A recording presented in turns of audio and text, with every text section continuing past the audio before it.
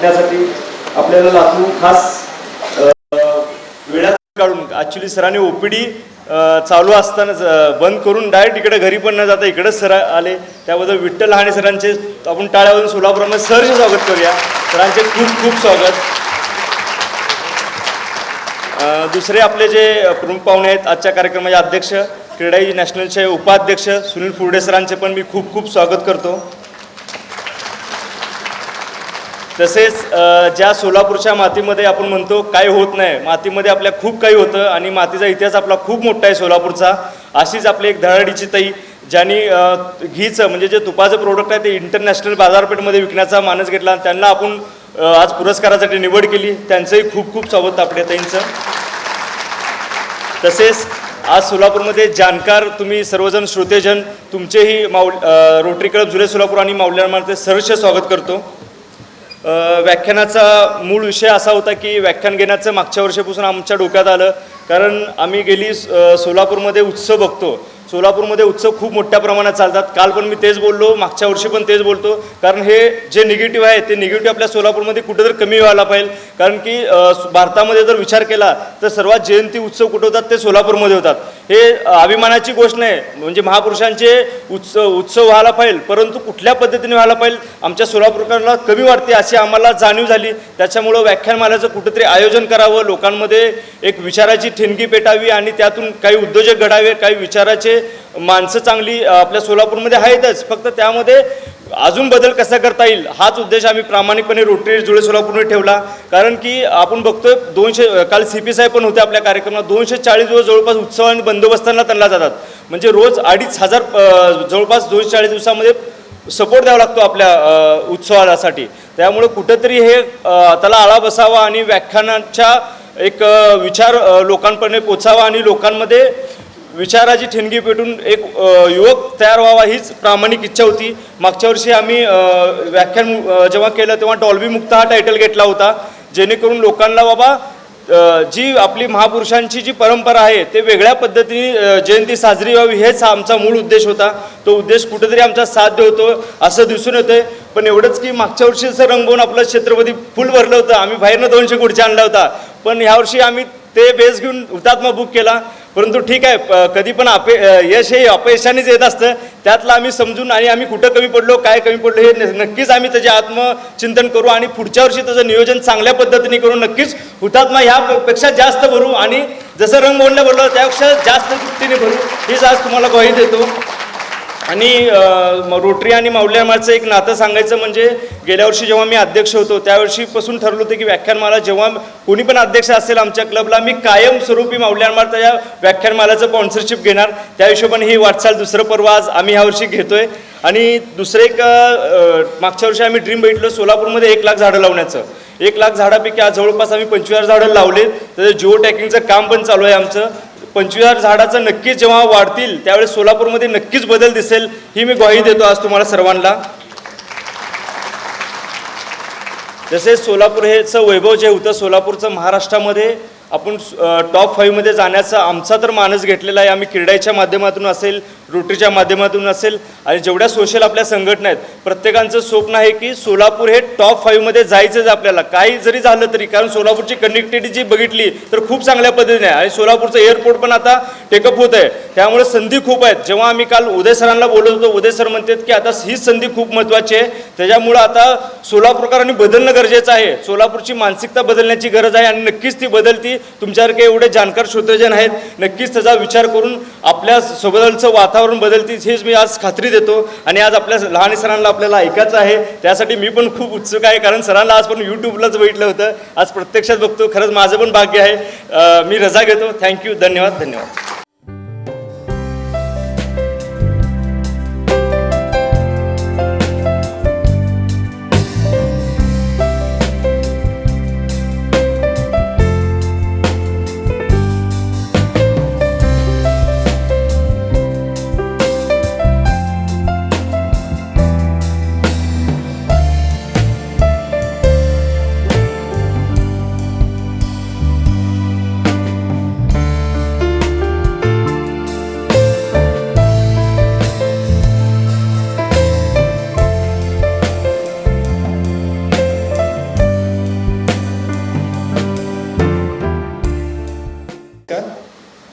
जो कष्ट करतो त्याच्या मागे देव उभा राहतो असं म्हणतात. पण मी खूप नशीबवान आहे की आज माझ्या मागे विठ्ठल पण आहे आणि माऊली पण आहे, विठू माऊली. रोटरी क्लब जुळे सोलापूर ही गेल्या 12 वर्षापासून सोलापूरमध्ये निरनिराळे प्रोजेक्ट्स करते आणि मला सांगायला अतिशय अभिमान वाटतोय की आज एक अग्रगण्य संस्था म्हणून ही पुढं आहे. रोटरी ही जगातली सर्वात मोठी NGO आहे, non government organisation. Paul Harris यांनी 23 फेब्रुवारी 1905 रोजी शिकागो येथे ती स्थापन केली. वेगवेगळ्या क्षेत्रातील नामवंत व्यक्ती एकत्रित व्हावे, चर्चा व्हावी, विचारांची देवाणघेवाण व्हावी आणि त्याची आखणी तशी त्याच्यासाठी केली गेली. रोटरी क्लब जुळे सोलापूर ह्याच विचारांशी समरसून ही व्याख्यानमाला समाजाच्या चांगल्या विचारांना रुजवण्यासाठी आणि पुढे चांगल्या विचारांना अंमलात आणून एक सुदृढ राष्ट्र निर्माण करावे हीच याच्यातून अपेक्षा व्यक्त करतो. सर्व्हिस अबाउट द सेल्फ हा आमचा उद्देश आहे. काम करो ऐसा कि एक पहचान बन जाए, काम करो ऐसा कि एक पहचान बन जाए, हर कदम ऐसा चलो कि एक निशान बन जाए. यहाँ जिंदगी तो हर कोई काट लेता है, जिंदगी जियो इस कदर की मिसाल बन जाए.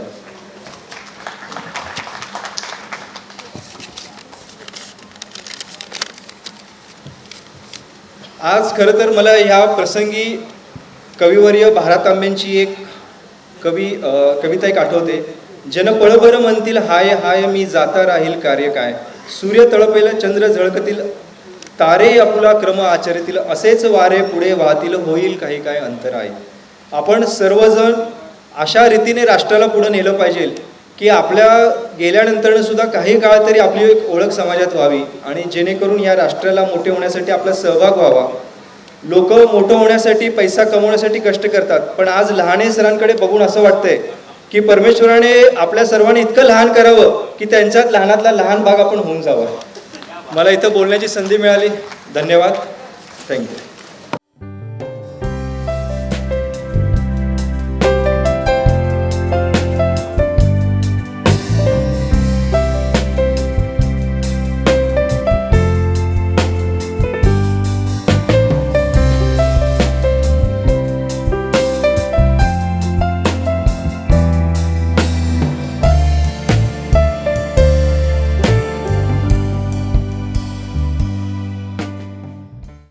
एक काही वेळापासून डॉक्टरांची भेट झाली आणि साक्षात विठ्ठल भेटल्याचा एक अनुभूती आली. व्यक्ती कशी असावी, कृतीविना वाचाळता व्यर्थ आहे. फक्त बोलणं याच्यापेक्षा त्या कृतीत उतरवणं. मी सरांना म्हटलं की आपण म्हणजे जेवढं थोडक्यात एक 15-20 मिनटात बोलणं झालं त्यात की सर आपण सर्जन आहात, डॉक्टर आहात, ही तर एक सेवाच आहे, परंतु याच्याबरोबरच तरुण पिढी घडवणं आणि खरं तर आजच्या या व्हॉट्सअप आणि सोशल मीडियाच्या जमान्यामध्ये, OTTच्या जमान्यामध्ये आपल्यासारखे सुज्ञ नागरिकसुद्धा समोर उपस्थित राहणं आणि त्याच्याशी हितगुज साधणं हे सुद्धा एक मोठी सेवा आहे. आणि याच्यासाठी आपण वेळ देता याच्यापेक्षा मोठी दुसरी कुठली राष्ट्र उभारणीत सेवा असूच शकत नाही. सरांना विचारलं साधारणपणे वर्षामध्ये किती दिवस आपण किंवा किती व्याख्यान होतात. सर म्हणले सर्व कार्यभार सांभाळून वर्षामध्ये साधारणपणे 200 मी व्याख्यानं देतो. तर याच्यामागचं नियोजन खरंच कौतुक करण्यासारखं आहे. मी माझं भाग्य समजतो की अशा विठ्ठलासमोर बोलण्याचा, त्यांच्याबरोबर बसण्याचा मला योग आला. त्याबद्दल rotary Club of Jule Solapur आणि माऊली लँडमार्क यांना धन्यवाद देतो. रोटरीचे अध्यक्ष, त्यांचे सर्व सहकारी माऊली झांबरे सर, त्याचप्रमाणे आजच्या सत्कारमूर्ती तेजस्विनी मॅडम यांचंही विशेष कौतुक करतो की त्यांनी एक प्रॉडक्ट वेगळ्या प्रकारचं म्हणजे तूप मॅन्युफॅक्चरिंग आहे, ह्याच्यामध्ये एक त्यांचा वेगळा ब्रँड आपण निर्माण केला, त्याबद्दल त्यांचाही सत्कार करतो. खरं तर लहाने सरांचा विषय की राष्ट्र उभारणीत आपलं योगदान. तर मला संधी मिळाली तर फक्त अगदी 2च मिनटात मी सांगेल की राष्ट्र उभारणीत लहाने सर बोलणार आहेत. तर मी आपल्याला शेअर करू इच्छिते की सोलापूर उभारणीत आपलं योगदान काय असावं याच्याबद्दलही खरं आपण विचार करायला पाहिजे. माऊली जांभरे सरांनी सांगितलं की आम्ही क्रीडाच्या माध्यमातून काम करत असू. खरं तर हा बिल्डर वगैरे व्यवसाय म्हटलं की लोकांना आश्चर्य होतं की ती इमेज विलनची जुन्या काळातली, बटणं उघडी, हाताला जेवढी बोट आहेत तेवढ्या अंगठ्या, गळ्यामध्ये जेवढ्या बसतील तेवढ्या चेन, अशा प्रकारची इमेज साधारणपणे असते. पण ते दिवस गेले. खरं तर आता कायद्यानं बांधील अशा प्रकारची व्यक्ती आता आपल्यासमोर राहील, अभ्यासू राहील, असं मी आजच्या डायसवरून सांगतो. कायदा असेल किंवा सर्व शासनाच्या विविध कमिटीवर काम करायची संधी मिळते आणि अतिशय सात्विकपणे अन्न, वस्त्र, निवारा या 3 बेसिक गरजापैकी निवारा देण्याचं एक सेवाच आम्हीसुद्धा करत असतो. खरं तर एखादी गोष्ट करणं आणि एखाद्या गोष्टीला आपण समर्पण देऊन सात्विकतेनं प्रामाणिकपणे देणं ह्याच्यासारखा आनंद क्रिएशनचा कुठलाही असू शकत नाही. लहाने सरांच्या एका व्हिडिओमध्ये मी ऐकलं होतं की एखाद्या व्यक्तीचं म्हणजे प्लास्टिक सर्जन असताना एखादं व्यंग असेल किंवा जे काही असेल ती मॉडिफिकेशन असेल किंवा त्या सौंदर्यात भर घालणं असेल तर त्या व्यक्तीच्या आयुष्यात होणारा बदल आणि तो आनंद हे कशातही आपल्याला मोजता येत नाही. तसं आम्ही एखादी बिल्डिंग उभारली, एखाद्या व्यक्तीला घर दिलं आणि त्याच्या आयुष्यामध्ये आम्ही ज्या तळमळीनं घर बांधलं त्या आयुष्यामध्ये त्याची जर भरभराट झाली तर त्याच्यासारखा आम्हाला दुसरा आनंद राहत नाही.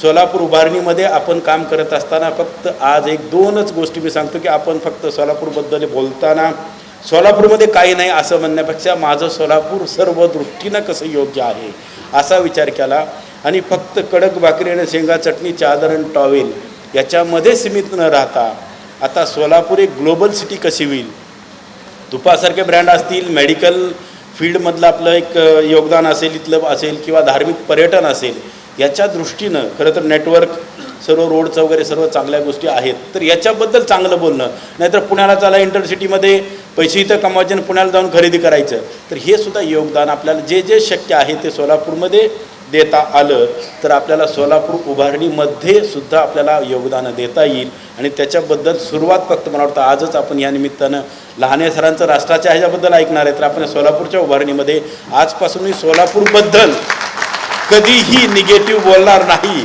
अशा प्रकारची एक इच्छा व्यक्त करतो आणि आज मला हा बहुमान दिला आणि विठ्ठल लहाने सरांच्या शेजारी बसण्याचा योग आला आणि माझ्यासारख्या व्यक्तीला एक वेगळी दिशा आजच्या यानेच प्रेरणा मिळाली त्याबद्दल संयोजक आणि आपणा सर्वांचंही आभार मानतो. जय हिंद, जय Maharashtra. Good evening everyone. Thank you Rotary Club of Zule Solapur and Mauli Landmark for this prestigious Udyog Ratna Award. Malcolm Gladwell in his book Outliners said, who you are cannot be ever taken from where you are actually. आप कौन हो इससे आप कहाँ से हो इस बात का कभी भी हर्क नहीं किया जा सकता और मेरा बचपन मेरी अपब्रिंगिंग सारी सोलापुर में ही हुई है तो I definitely have a lot to thank Solapur for. There are 2 takeaways that from our journey that I would like to share today. First, never ever underestimate the power of relationships. हमारे दादाजी ने हमें बचपन से हमेशा सिखाया कि किसी से भी मिलो, मिलजुल कर रहो और बिना कोई अपेक्षा के, बिना कोई स्वार्थ के. वो हमेशा कहते थे अपने रिश्तों को मजबूत करो और संभाल कर रखो क्योंकि जिसके रिश्ते सही होते हैं ना उसके पास कामयाबी, नाकामयाबी, अमीरी, गरीबी ये सब हो या ना होने के बावजूद भी वो इंसान हमेशा खुश होगा जो अपने लोगों में अपनापन बरकरार रखेगा. तो मेरा भी यही मानना है कि जीवन एक लंबी दौड़ है और जब आप इंसान अच्छे बन जाते हो ना तो आपके रिश्ते सही होते हैं और ग्रोथ, सक्सेस, पैसे, everything will eventually follow I feel. Second, those who are courageous enough will always find a way. Aerodynamics की एक थ्योरी के हिसाब से बम्बल भी कभी उड़ नहीं सकता ऐसे डिक्लेयर कर दिया गया था क्योंकि उसके पंख और उसका जो वेट है उसमें जो रेशियो है वो असमान है. बट गेस व्हाट, बम्बल भी उड़ता है, बम्बल भी एनीवे फ्लाइज. 2021 में जब श्रेयस और मैंने गॉड एवं घी शुरू किया और लोगों को पिच किया तब काफी लोगों ने बहुत सारी थ्योरीज लगाए. हमें कहा कितना कॉम्पिटिटिव मार्केट है, कैसे सर्वाइव करोगे, घी में अडल्ट्रेशन बहुत है, आप प्योरिटी कैसे दोगे. ऐसी कई थ्योरीज और सवाल हम पे आए पर हमने एक ही बात ठान रखी थी, जब हमारे इरादे नेक है, प्योर घी देना ही है तो let's go all in with our hearts, heads and hands. वो कहते हैं ना, जहाँ चाह है वहाँ राह बिल्कुल मिल जाती है। तो बस अभी गौदेवन घी की जर्नी शुरू ही हुई है। आप सभी का सहयोग भरपूर लगेगा, तो प्लीज इस जर्नी में हमारे साथ रहिएगा। और हर सपने देखने वाली बेटी के पीछे एक परिवार का हाथ होता है, जो उसे बार बार याद दिलाता है कि बेटा तू कर, हम तेरे साथ खड़े हैं। तो थैंक यू मम्मी, पापा, श्रेयश, हर बार मेरा हौसला बनने के लिए, जब जब मैं लड़खड़ाई, मेरे पंख बनने के लिए। I would like to thank all my family, friends and my mentors and teachers, जिनके सीख के बिना मुझे नहीं लगता मैं आज यहाँ खड़ी हो पाती। और I would also like to take a moment and thank Solapur Industries Association for always being so encouraging and supportive of us. Thank you for having me today here and thank you again Rotary Club of Zure Solapur and Mauli Landmark, हमारे जैसा युवा उद्यमियों को पहचानने और हमें पुरस्कार देने के लिए। ये पुरस्कार सिर्फ मेरा नहीं है, ये पुरस्कार सोलापुर का है, उन सारे राइजिंग एंटरप्रेन्योर्स का है, उन सारी लड़कियों का है जिन्हें लगता है कि उनके ख्वाब बड़े हैं। Signing off with one last quote for you all. Ask not what your country can do for you, ask what you can do for your country. So let's make Solapur a name synonymous with innovation and progress. Thank you. जय हिंद, जय Maharashtra. Rotary Club of Jule Solapur यांच्या संयुक्त विद्यमाने आयोजित या व्याख्यानमालेत आज आपण दुसरं पुष्प गुंततोय. कालपासून सुरू झालेल्या या विचारमंथनात राष्ट्र उभारणीमध्ये आपले योगदान या विषयावर मार्गदर्शन करण्यासाठी आज आपल्याला लाभलेले प्रमुख वक्ते आंतरराष्ट्रीय कीर्तीचे प्लास्टिक सर्जन आदरणीय डॉक्टर विठ्ठल लहाणे सर यांचा परिचय करून देण्याची जबाबदारी माझ्यावर आलेली आहे. मेट्रोपॉलिटन शहरामध्ये करिअर करण्याची किंवा काम करण्याची सुवर्णसंधी नाकारून लातूरसारख्या ठिकाणी लहाणे हॉस्पिटलच्या माध्यमातून प्लास्टिक, कॉस्मेटिक तसेच बर्न रिकन्स्ट्रक्टिव्ह सर्जन म्हणून सर कार्यरत आहेत. एवढा मोठा व्याप सांभाळत असताना लहाणे सरांनी त्यांच्यामधला विद्यार्थी संशोधक सदैव जिवंत ठेवला. हे त्यांनी केलेल्या संशोधन कार्यातून लक्षात येते. त्यांनी विविध राष्ट्रीय आणि आंतरराष्ट्रीय पातळीवरील परिषदांमध्ये संशोधन लेख सादर केले आहेत. हा सारा प्रवास खडतर, थक्क करणारा तसेच विद्यार्थी वर्गासाठी अत्यंत प्रेरणादायी आहे. या सर्व दैदिप्यमान प्रवासातील मैलाचा दगड ठरावा असा एक पुरस्कार डॉक्टर लहाणे सरांना प्राप्त झाला आणि तो म्हणजे अमेरिकेचा the smile train hero award. लहान मुलांच्या मदतीसाठी केलेल्या उल्लेखनीय कार्याबद्दल 27 ऑक्टोबर 2007 रोजी हा पुरस्कार सरांना प्रदान करण्यात आला. जागतिक स्तरावर आजपर्यंत केवळ 12 प्लास्टिक सर्जन्सना हा पुरस्कार मिळालेला असून डॉक्टर विठ्ठल लहाणे सर हे त्यापैकी एक आहेत. सरांचे विशेष कार्य म्हणजे महाराष्ट्रात मिक मायक्रोग्राफ्टिंग टेक्निकचा पाया लहाणे सरांनी घातला. या टेक्निकद्वारे गेल्या 13 वर्षात 2000 पेक्षा जास्त जळीतग्रस्त रुग्णांवर म्हणजे बर्न्स पेशंट्सवरती उपचार करून सरांनी त्यांना जीवनदान दिले आहे. दुबंखलेले ओठ आणि टाळूवर तसेच बर्न केसेसवरती आजपर्यंत 50,000 पेक्षा जास्त शस्त्रक्रिया त्यांनी केल्या आहेत. आजही गोरगरिबांसाठी दररोज 2 ते 3 शस्त्रक्रिया विना मोबदला करून सर सेवा देतात आणि माणसातलं देवत्व जगतात. जनमानसात देवदूत अशी ओळख सरांना मिळाली ती यामुळेच. अगदी मोजक्या शब्दात सांगायचं झाल्यास एक संवेदनशील माणूस, एथिकल प्रॅक्टिस करणारा डॉक्टर व आजच्या तरुणाईसाठी एक प्रेरक शक्ती म्हणजे डॉक्टर विठ्ठल पुंडलिक लहाणे. एक व्याख्यान 100 पुस्तकं वाचल्याच्या बरोबर असतं असं म्हणतात. यशाच्या आकाशात भरारी घेण्यासाठी पंखांमध्ये जे बळ लागतं ना, ते बळ, ती ऊर्जा आणि एक नवप्रेरणा आज सरांच्या व्याख्यानातून, सरांच्या शब्दातून आपल्या सर्वांना मिळणार आहे. कानांमध्ये प्राण एकवटून हे सर्व सभागृह सरांना ऐकण्यासाठी आतुर आहे. कापाकापी करणारा आहे. मला खूप सुंदर कापता येतं आणि मला खूप सुंदर जोडता येतं आणि मी जोडलेलं कोणालाच कळत नाही. तर जोडणारा मी डॉक्टर आहे आणि या सुंदर जोडण्याची माझ्याकडे जगातली हायेस्ट डिग्री आहे. त्यामुळे मी खूप काही अशी मोठी भाषणं नाही करू शकणार आहे, मला ते जमणार नाही आहे. पण ही रोटरी क्लब जुळे सोलापूर आणि माऊली लँडमार्क यांनी ही जी व्याख्यानमाला आयोजित केली, मला सचिन चौधरींचा फोन आला की सर तुम्हाला आम्हाला वेळ द्यायचा. हा अवघड माणूस आहे, प्रचंड अवघड, चिकट. त्याच्या बायकोला विचारायला पाहिजे कसं आहे, अवघड माणूस आहे. नाही तुम्हाला यायचंय सर. एक 2 महिन्यापूर्वी या माणसांचा मला फोन होता. त्याचं कारण आहे ना, कुठल्या तरी बोलण्यामध्ये मी सांगितलं होतं की मला असं 11th आवरला सांगत जाऊ नका, थोडं ऍडव्हान्स मध्ये सांगत जा. आता मी ऍडव्हान्स मध्ये सांगितलं ना, आता तुम्हाला यायचंय, आता नाही म्हणायचं नाही. मग मला याच्यानंतर माझ्याने सांगितलं की आपला माऊली एक चांगला मुलगा आहे, त्याला मीच व्याख्यानमाला चालू करायला सांगितले आणि दादा तुम्ही जा. ते मग तुम्हाला दादा म्हणत राहतो. मी तुम्हाला सांगू का की लातूरमध्ये जेवढे भाषणं केली तेवढे जास्त मी सोलापुरात केली. ओके, सोलापुरात खूप सारी भाषणं, म्हणजे खूप सारी भाषणं केली. म्हणजे मी आत्ता म्हणजे मागच्या या महिन्यामध्ये 3 वेळा मी सोलापुरात, ही 4थी वेळा म्हणजे इथे येण्याची. मी अनेक वेळा इथे येत राहतो. मी आता गाडीमध्ये येताना उदय देशपांडे सर माझ्यासोबत आले, त्यांना मी म्हणालो की माझ्यावरती लातूरपेक्षा सोलापूरचे लोक जास्त प्रेम करतात. नाही खरंच करतात. अगदी मला सांगतो, एका माणसाने मला रस्त्यात चटणी दिली आहे. होय हो, शेंगा चटणी दिली गाडीमध्ये आलं सर, ते घेऊन जा म्हणून. तरी मी खाणार विषय वेगळा, पण प्रेम आहे ना, हा प्रेम आहे. तर मी तुम्हाला सांगत होतो की ही जी पार्श्वभूमी मांडण्याचं एक वेगळं कारण आहे. ही जी मंडळी आहे, जे कोणी लोक असतात, आता बघा हे जे प्रतिष्ठान आहे, रोटरी क्लब आहे, माऊली लँडमार्क आहे, यांना एक व्याख्यानमाला आयोजित करायची. उद्देश काय तर कोणीतरी काहीतरी चांगलं बोलावं, समोरच्यानी चांगलं ऐकावं, हे त्याचं आचरण करावं आणि जेणेकरून त्यांच्या आयुष्यात चांगलं घडावं. याला पवित्र भावना असं म्हणतात. आणि ही जी ज्यांच्या मनामध्ये पवित्र भावना असते ना, त्यांना मी प्रचंड मानतो. आणि मी तुम्हाला सांगतो की काही मंडळींना बोर्डे सरांनी ही सगळी मंडळी होती, त्यांना सांगितलं की उदय देशपांडे जे माझ्यासोबत आले, त्यांनी मला भाषण करायला लावलं. खरं तर मी भाषण करणारा प्राणी नाहीये. म्हणजे मेडिकल सायन्स मधली हायेस्ट डिग्री असणारा मी डॉक्टर आहे. ओके, याच्यानंतर मेडिकल सायन्सची डिग्री अवेलेबल नाही आहे जगामध्ये, अशी डिग्री माझ्याकडे आहे. ओके, आणि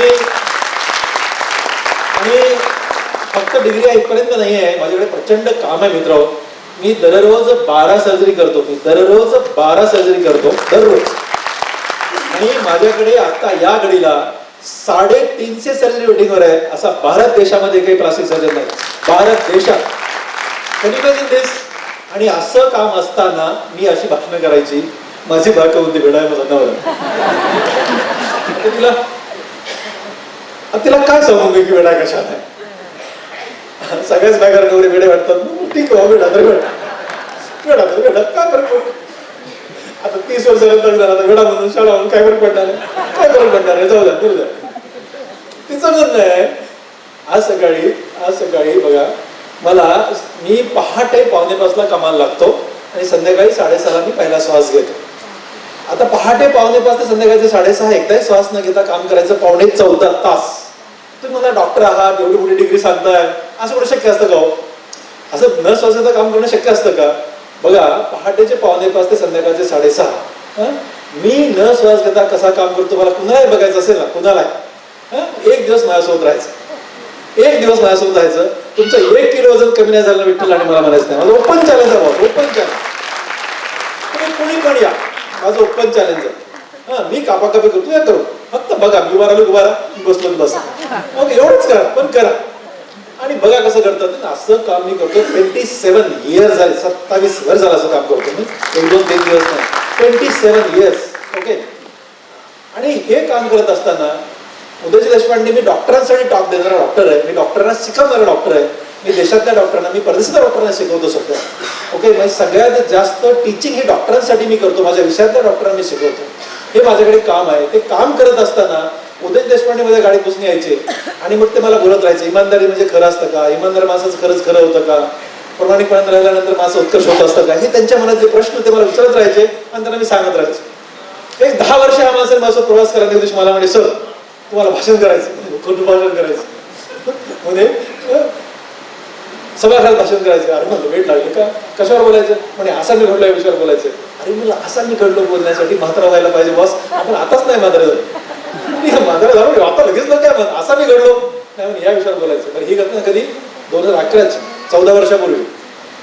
मी म्हटलं बघा, आपल्या लातूरमध्ये खूप सिनियर साईड लोक, त्यांना बोल नाही तुम्हीच बोलायचं. बरं म्हटलं उद्या काय बोलायचं, म्हणजे जे 11 वर्ष मला गाडीत बोलले ते बोलायचं. तो अशा पण सांगू, सकाळी रन करतो, आठवलं काय काय गाडीत बोललो होतो, अवघड आहे. आणि गेलो आणि ते भाषण केलं. आणि सर तुम्हाला सांगू का, ते एवढं प्रसिद्ध झालं, असा मी घडलो. हे साधारण 24 लाख त्याला व्ह्यू आहेत. म्हणजे तुम्हाला सांगतो, ते वेळ लागला त्या भाषणाचे, पाय लागले वेळासारखं, शिडी बिकायला लागल्या. कुठे लोक जायला लागले आणि ते सुरू बरोबर लोक मला बोलायला लागले. आता मला कधी कधी लोक फार बोलवतात बघा, कोपडी एवढी काढत राहतो, एवढं मी दररोज काम करतो, शिस्तबद्ध सोमवार ते शनिवार मी काम करतो, सोमवारी पहाटे 5ला सुरू करतो, शनिवारी संध्याकाळी 6:30 मी काम बंद करतो, असं मी दररोज काम करत राहतो. आणि जेव्हा हे इन्व्हिटेशन येतात ना, इथं प्रोग्राम या, इथं या, तिथं या, माझी बायको माझ्याकडे मोठे मोठे डोळे करून बघत असते. म्हणून माझ्याकडे बघून द्या, उद्या दिसून मार धरून त्याच्यामुळे आपलं काय कामच नाही, आपल्याला घडत नाही. तर तुम्हाला सांगतो मी, जसं आता सगळेजण मला मंडळी म्हणत होते, सचिन दादा म्हणत होते, माऊली म्हणत होते, बुर्डे सर म्हणत होते, पाडे साहेब म्हणत होते की सर तुम्ही ऑफकोर्स उदय देशपांडे मला नेहमी म्हणतात, सर तुम्ही दररोज 12 ऑपरेशन करता, पण तुम्ही एक भाषण केलं ना 1200 लोक चांगले होतात, तुम्ही ते करत जा, असं त्यांनी सांगितलं मला. आणि मग मी म्हणालो की ठीक आहे, फक्त एकाच माणसात झाप खायचं बायकोचा काय हरकत आहे ना, चला झापलं म्हणून तिला जरा माफ करत. आता काय झालं, मुलगा मोठा झालाय, तो पण झापायला लागला. म्हणजे त्यांना सगळ्याला काय वाटतं की ह्या माणसाला खरंच कसं कळत नसेल, एवढं काम करून पुन्हा प्रवास करायचा आहे. एवढ्यासाठी मी सांगत होतो की आज मी 5 वाजून 18 मिनिटाला लातूर सोडलंय, म्हणजे मी 1 तास 12 मिनिटे मी लवकर माझं काम संपवलंय. 1 तास 12 मिनिटे मी लवकर काम संपवलंय. तर सकाळी पहाटे 1 तास 12 मिनिटे मी लवकर काम सुरू केलंय. हे माहित आहे, बायको म्हणते झोप कॉम्प्रोमाइज करता, स्वतःला कॉम्प्रोमाइज करतात, कार्यक्रमाला जातात. आणि मग रस्त्यात झोपलो थोडासा मी 20-25 मिनिटे. आणि मी आता सांगत होतो की हे म्हणाले ऑपरेशनच्या कपड्यावर आलो होतो, रजा ऑपरेशन थिएटरमध्ये आलो होतो, ऑपरेशनचे कपडे अंगावर होते, ते बदलायचे होते ना, कुठे बदलू, टोल नाक्याला बाथरूम जन्म देतो, तुम्हाला काय सांगा. आणि कुठे पण काढायचा वेगळं यार, म्हणलं जाऊ दे, आपल्याला काय, आपण बघा लहान माणूस आहे, आपला आटाव लहान आहे, आपण लहान, आपल्याला काय मोठे बनणार आहे, आपली जमिनीवर बसायची तयारी, जमिनीवर खायची तयारी, एकदम लहान माणूस आहे, आपण गरीब शेतकऱ्याचा पोरगा आहे, आपल्याला काय मोठेपणा नाही. त्यामुळे बघा मस्तपैकी सुंदर, काय प्रॉब्लेम नाही, काय प्रॉब्लेम नाही. आपल्याला असं कुठं 5 स्टार हॉटेल भेटेल, काय लागत नाही. जिथं चेंज झालो, मस्तपैकी टायबी लावली, डॉक्टर विठ्ठलाने तयार झालो, गाडीत बसलो, आलो इथे. चला म्हणलं व्यासपीठावर जाऊ, बोलू. आणि ऐकून संपलं की गाडी दुसरी पळून जाणार आहे, पुन्हा सांगतो मला दुसरं काहीच करणार नाही, कारण घरी माझी बायको 11 नंतर घेत नाही. कुठं झोपू यार, पुढच्या अडचणी वेगळ्या झाल्या माझ्या. तर मित्रांनो, हा अल्प परिचयानंतर हा विठ्ठल लहाने कोण आहे प्राणी तुम्हाला सांगा म्हणून सांगितलं. तुम्हाला मी सांगतो की मी आजचा विषय, मला जेव्हा चौधरी साहेबांनी फोन केला, सर कुठला विषय देता, तर मी ना राष्ट्र उभारणीमध्ये योगदान, त्यांना विचारलं कोण असं ऐकण्यासाठी, ऑडियन्स कोण असतील, मग त्यांनी सांगितलं की मिक्स असेल. मग कुठल्या विषयावर तुम्ही बोलता सर? मी साधारण तुम्हाला सगळ्यांना माहिती आहे की माझा कल बोलण्याचा हा स्टुडंटसाठी आहे, मला विद्यार्थ्यांसाठी आहे. मी विद्यार्थ्यांसाठी खूप टॉक देतो, खूप जास्त टॉक देतो, म्हणजे तुम्ही इमॅजिन करू शकता जास्त मी टॉक विद्यार्थ्यांसाठी देतो. मी दर महिन्याच्या शेवटच्या संडेला एक इंस्टाग्राम लाईव्ह करतो मुलांसाठी. ओके, म्हणजे तुम्ही विचार करू शकत नाही, 70-70 हजार लेकरं 15-20 सेकंदात मला जॉईन होतात, म्हणजे तुम्ही विचारच करू शकत नाही. म्हणजे खूप वेगळ्या लेवलला, वेगळ्या उंचीला गेलाय सगळं ते कार्यक्रम, खूपच उंच, म्हणजे एकदम उंचीला गेला तो कार्यक्रम. आणि मी नमस्ते डॉक्टर विठ्ठल लहाने म्हणेपर्यंत असं 8-10 हजार लेकरं जॉईन झालेलं असतं, तुम्हाला विचारच करू शकत नाही तुम्ही. आणि एवढं लेकरं प्रेम करायला लागले, मग मी झालो, माझे ते झाले. माझा मुलगा म्हणला पप्पा तुम्ही सगळीकडे जाऊ शकत नाही, तुम्ही एक इंस्टाग्राम लाईव्ह करत जा.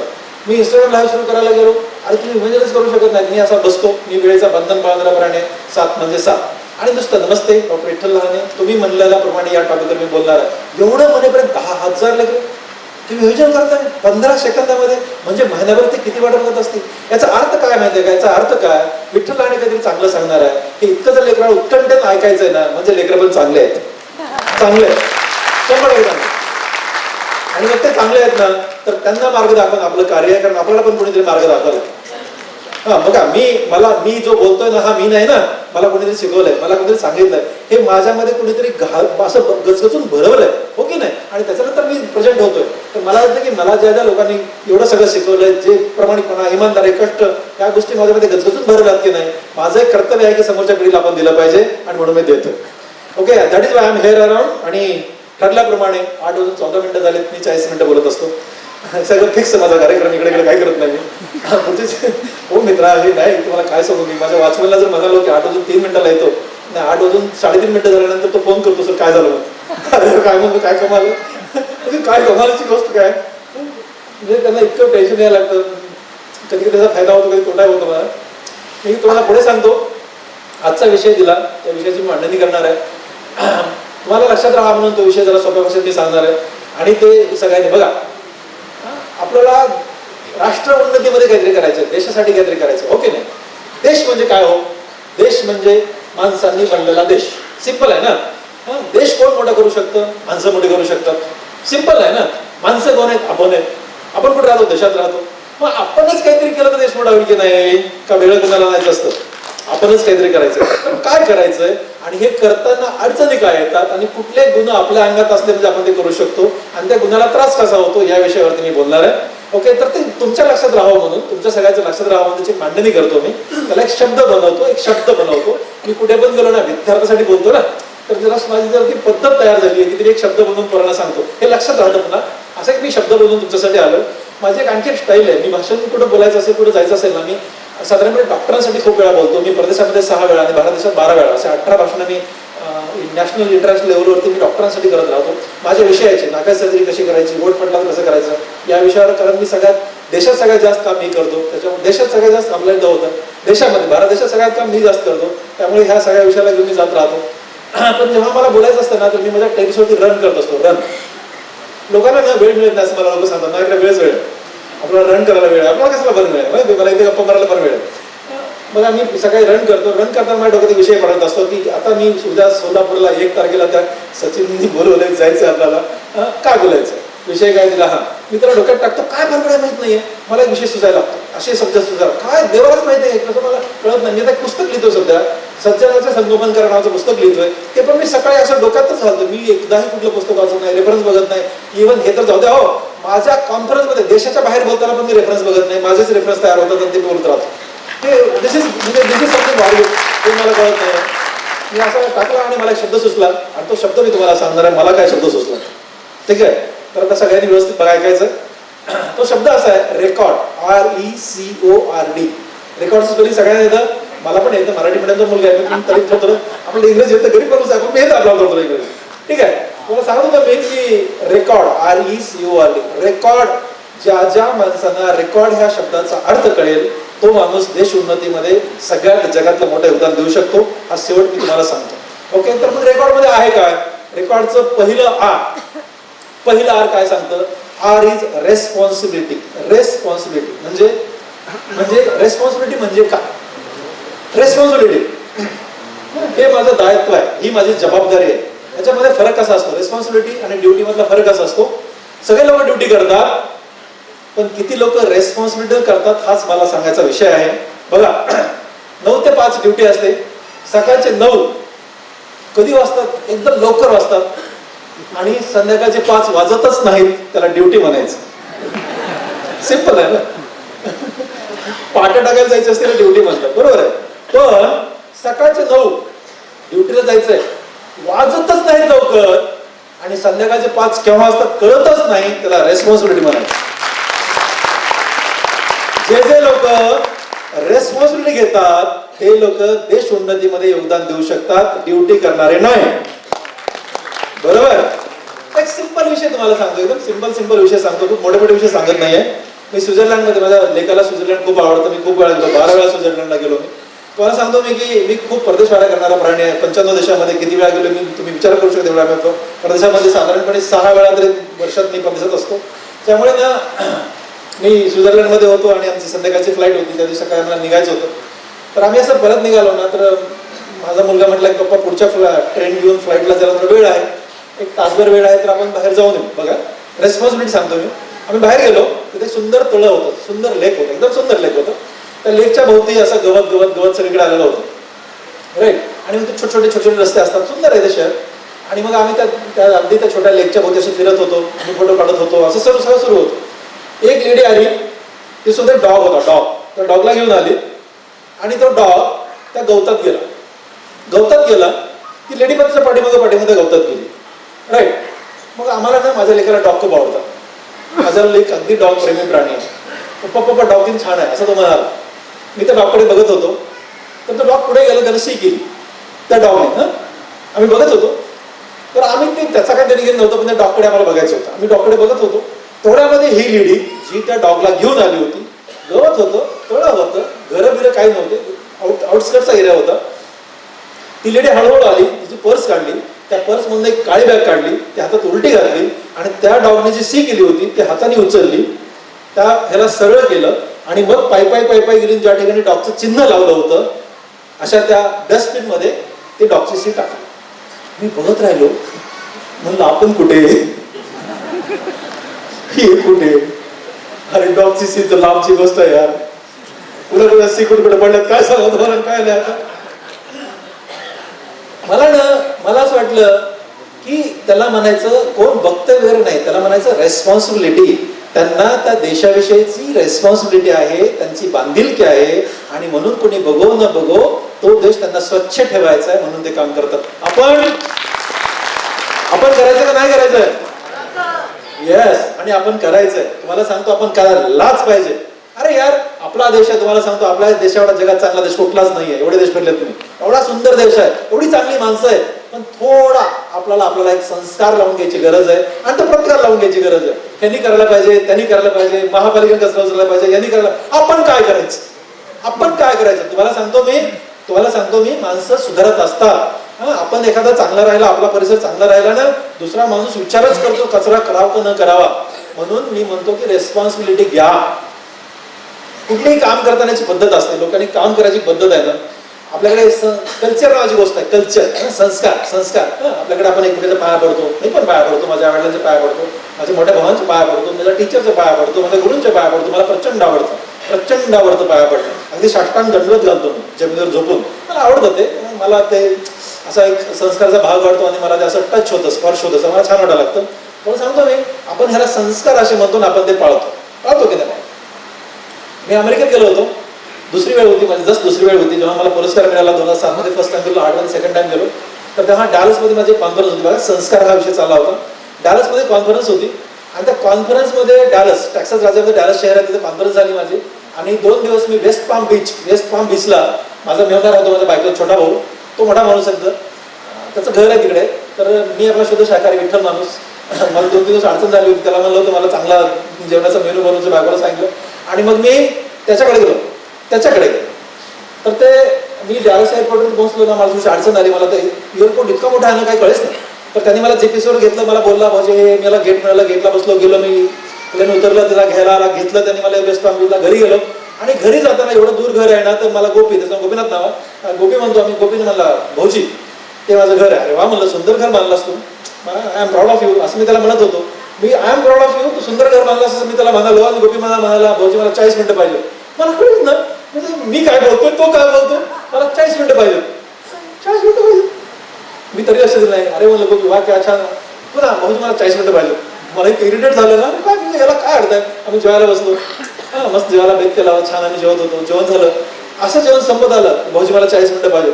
गोपी म्हणलं पुन्हा काय लावलं असतं. बरं बायकोचा भाऊ माझ्या छोटा, मी त्यासाठी खास तिथं आलोय आणि आज 40 मिनिटं पाहिजे. मला प्रचंड राग आला. म्हणलं जा, असं मी त्याला म्हणालो. त्याची बायको 2 लेकरं, त्याच्याशी गप्पा मारत बसलो आम्ही. पण मला कुतूहल माझ्या मनात राहिलं की इतक्या वेळा गोपी 40 मिनिटं गेला कुठे. मला माझ्या मनामध्ये एक 40-50 मिनिटात गोपी परत आला. आता हे माझ्या उत्कंठा वाढलेली माझी. मी म्हणालो गोपी कुठे गेला होतास तू? कुठे नाही म्हणला भाऊजी. काय झालं ना की तुम्ही आज म्हणे मला आज 8 तासाचं काम दिलं होतं आणि तुम्ही जेव्हा डॅलस एअरपोर्टवरती आले ना, तुम्हाला बोलण्यामध्ये माझे 15 मिनिटं गेले आणि तुम्ही जेव्हा वेस्ट पाम बीचला आले, तुम्हाला घेऊन येण्यासाठी माझे 25 मिनिटं गेले. त्यामुळे मला जे 8 तास काम दिलं होतं त्यातलं मी 40 मिनिटं करू शकलो नाही. म्हणून मी गेलो परत, ते 40 मिनिटं काम केलं, ते सबमिट केलं आणि आलो. आता मला पडलेला प्रश्न, म्हणलं गोपी कोणी बघतं का रे? बघा आपल्याकडे कोणी बघितलं तिथं करत नाही बॉस. कोणीतरी बघणारा झाला ते सुद्धा अर्ध 10 वेळा सांगावं लागतं. आणि त्याच्यानंतर गोपीने उत्तर दिलं. भाऊजी म्हणला बघण्या वगैरे काही नसतं, इथं वर्क कल्चर आहे, कार्य संस्कृती. इथं प्रत्येक माणूस जबाबदारी घेतो. एखाद्या माणसाला जर झाडून काढायचं काम दिलं 4 तासाचं, तर तो 4 तास स्वतःचा झाडू पण टाकत नाही. ही टूक रेस्पॉन्सिबिलिटी, तो त्याची जबाबदारी घेतो. मी असा विचार केला बॉस, 140 करोड लोकांनी जर रेस्पॉन्सिबिलिटी घेतली आणि वर्क कल्चर मध्ये राहिलो तर एका दिवसामध्ये आपला देश अमेरिकेकडे मोठा होईल का नाही?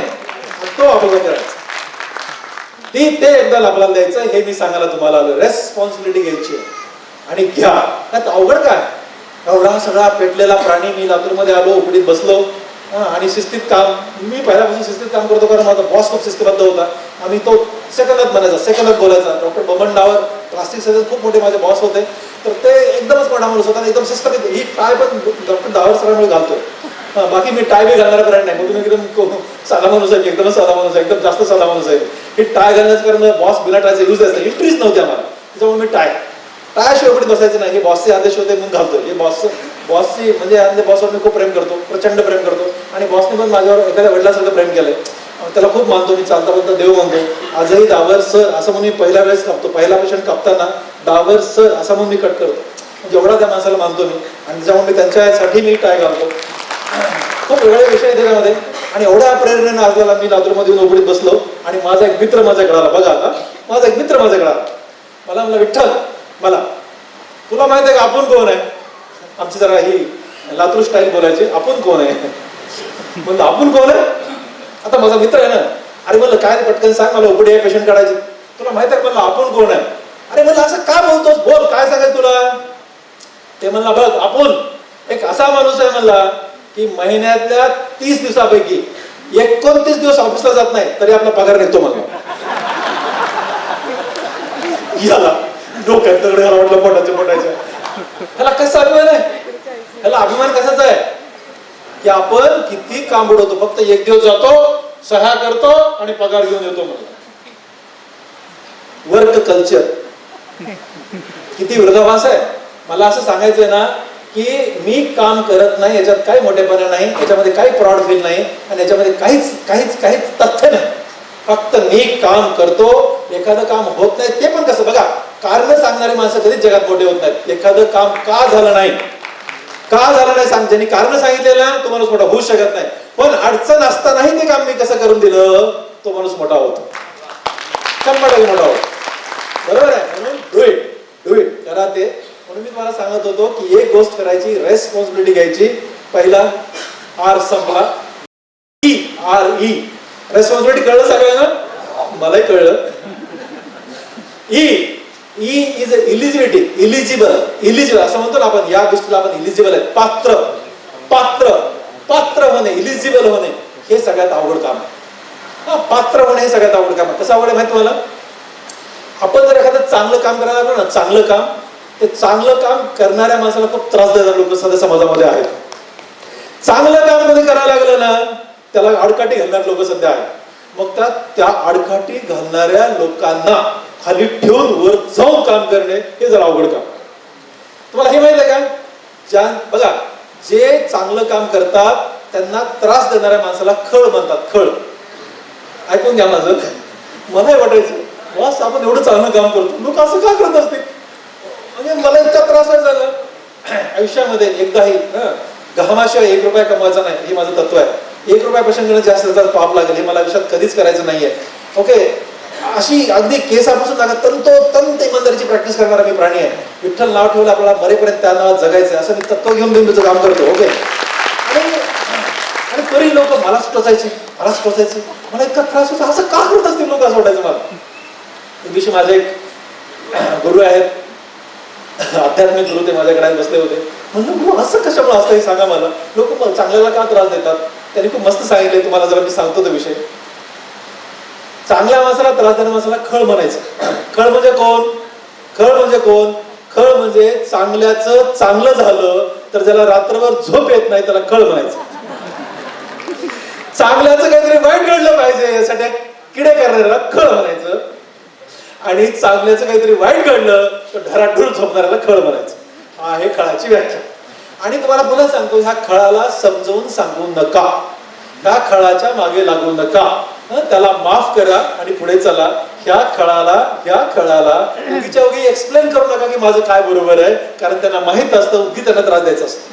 आणि मी तुम्हाला सांगतो मी की कधी मला हे कळलं, हे मला कधी कळलं तर ज्ञानेश्वर माऊलीने लिहिलंय, जे खळांची व्यंकटी सांडो, जे खळाचे व्यंकटी सांडो, हे पसायदानमधलं शेवटचं वाक्य त्यांचं. तिसरी लाईन तुम्ही असली सगळ्यांना माहित असेल, तिसरी लाईन आहे. पहिलं वाक्य आहे जे खळांचे व्यंकटी सांडो. म्हणजे काय? जे खळांचे परमेश्वरा मी सगळे कामं केले. ओके, मस्त कामं केले मी. इव्हन मी मेडिकल सायन्स मधले कित्येक शोध मी ज्ञानेश्वरमध्ये लिहिलेत. मी सगळे छान छान कामं करू शकलो, फक्त एक काम मला करता आलं नाही परमेश्वरा. ह्या खळ लोक, खळ म्हणजे कोण कळलं? ह्या खळ लोकांची वेंकटी, वेंकटी म्हणजे वाकडेपणा. त्यांना ना चांगलं दिसतच नाही, त्यांना सरळ दिसतच नाही, त्यांना वाकडच दिसतं. काय भानगडागिरी काय नाही की त्या खळ माणसांचा मी वाकडेपणा काढू शकलो नाही. परमेश्वरा तेवढं तुम्ही वाकडेपणा काढा असं म्हणून ज्ञानेश्वर माऊलींनी समाधी घेतली. आणि त्या ज्ञानेश्वर माऊलीला याचा वाकडेपणा निघाला, आपला काय निघाला आहे द्या सोडून बरं का मुर्दे. आणि तुम्हाला सांगतो मी कधीच ह्या खळाचं चांगलं होत नसतं. पुन्हा दादा असं तुम्हाला मी अगदी बॉन्ड पेपर लिहून देतो, खळाचं कधी चांगलं होत नाही, चांगल्याचं निश्चित चांगलं होतं. त्यामुळे चांगलं काम करत चला. ह्या खळ लोकांना पुन्हा तुम्ही सांगता ना, मी पण सांगतो ना किती लोकांनी त्रास दिला. तुम्ही समजून घ्या, जेव्हा तुम्हाला लोक त्रास देतात तुम्ही चांगलं काम करताय हे समजून घ्या. तुम्हाला पुन्हा सांगतो मी, don't worry about it and just do it. फक्त आपल्याला स्वतःला मात्र आत्मपरीक्षण करायचं जा की आपण करतोय चांगलं करतोय का नाही करतोय. आपण चुकीचं करू नका. तुम्हाला मी सांगत होतो नंबर 1 पहिला शब्द काय सांगितला? पहिला शब्द मोठ्याने, थँक्यू. दुसरा येस, मी असं पाठ करून घेतोय कारण मी पोरांना शिकवणार डॉक्टर आहे. आता तुम्हाला सांगतो इलिजिबल झालात तुम्ही. REC, सी म्हणजे कन्सिस्टन्सी. कुठलंच काम एका दिवसामध्ये मोठं होत नाही. त्याच कामाला सातत्य ठेवलं की ते काम मोठं होतं. सातत्य. जगभरामध्ये तुम्ही कुठलाही माणूस घ्या, तो माणूस मोठा होतो जो माणूस तेच ते काम सातत्यानं करतो. मी माझं एक पर्सनल उदाहरण देतो, पुढे जातो. आम्ही आहे ना दुभागलेले ओठ आणि टाळू या विषयावरती मोफत सर्जरी करतो. स्माइल ट्रेन नावाचा एक NGO आहे, ते आम्हाला मदत करतात, त्यामध्ये आम्ही काम करतो. त्याला आत्ता गेल्या 3 डिसेंबरला आम्हाला 20 वर्ष पूर्ण झाली. 20 years. दररोज 2 ते 3 सर्जरी मी फ्री करतोय. 20 वर्ष झालं. 10,000 सर्जरी आपल्याकडे ह्या मोफत झाल्या. 10,325 सर्जरी मी त्या मोफत केल्या. आणि 10,000 सर्जरी एका हाताने करणारा महाराष्ट्रामध्ये फक्त एकच क्लासिक सर्जन आहे. महाराष्ट्र. ओके, 10,000 सर्जरी आपल्या नावावर आहेत सध्या. That is highest in the state of Maharashtra. ठीक आहे, त्या सर्जरी आम्ही करतोय. मी तुम्हाला एक पॉईंट सांगत होतो. तर ह्या सर्जरी मी सुरू केल्या. माझ्याकडे पैसे नव्हते, माझ्या खूप अडचणी होत्या. म्हणजे माझ्या एवढ्या अडचणी होत्या ना मित्र, तुम्हाला इमॅजिन करू शकत नाहीत. आणि मला फ्री तर करायचं होतं. मी लातूरमध्ये आलो आणि मी 12 बँकेत गेलो. 12 बँकेत मला कर्ज पाहिजे. 3,06,000 रुपयाचं मला कर्ज पाहिजे होतं. ते माझं ऑपरेशन थिएटर सुरू करण्यासाठी. 2000 मधली गोष्ट आहे. 5 एप्रिल 2000 ची गोष्ट आहे. मी 5 एप्रिल 2000ला मी 12 बँकेत गेलो होतो. राईट, 25 वर्षापूर्वी. आणि मला एकाही बँकेनं कर्ज दिलं नाही, कारण माझ्याकडे मॉर्गेज करण्यासाठी काहीच नाही, प्रॉपर्टीज नाही. माझ्याकडे साधी सायकल पण नव्हती, बाकी सोडून नाही. माझ्याकडे काहीच नाही. मी गरीबाचा मुलगा आहे. काहीच म्हणजे आपल्याला काहीच नाही. 1750 रुपये पगार घेऊन मी परत आलो होतो. इतकेच पैसे माझ्याकडे, दुसरं माझ्याकडे काहीच नव्हतं. तुम्हाला सांगतो मित्र, त्या दिवशी रात्री ना मी घरी गेलो. मला खूप वाईट वाटलं. एका बँकेच्या मॅनेजरला मी म्हटलं, तुम्हाला माहित आहे का मॅनेजर साहेब, विठ्ठल लहानेकरची डिग्री आहे ना, ही डिग्री भारत देशातली मेडिकल सायन्सची हायेस्ट डिग्री आहे. त्याच्यानंतर डिग्री कुठलीच मिळू शकत नाही, एवढा मोठी डिग्री माझ्याकडे आहे आणि तुम्हाला कर्ज देत नाही. तो अगदी दोन्ही हात जोडून तो मॅनेजर म्हणाला, सर तुमच्या डिग्रीचा आम्ही रिस्पेक्ट करतो, पण बँकेच्या नियमाप्रमाणे मॉर्गेज करायला काही दिल्याशिवाय आम्ही तुम्हाला कर्ज देऊ शकत नाही.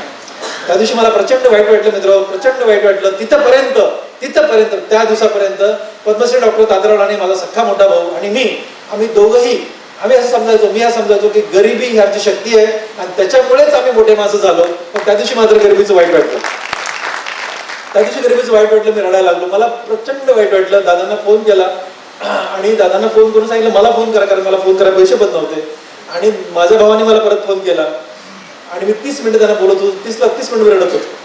मला उद्या मला प्रॅक्टिस सुरू करायचं, मला कर्ज नाही आहे. माझ्या मोठ्या भावाने त्यांच्या मित्राला पाठवलं. तो मित्र मला शोधत आला. त्या बिचाऱ्यांनी त्याची 16 एकर जमीन माझ्या नावावर लिहून दिली.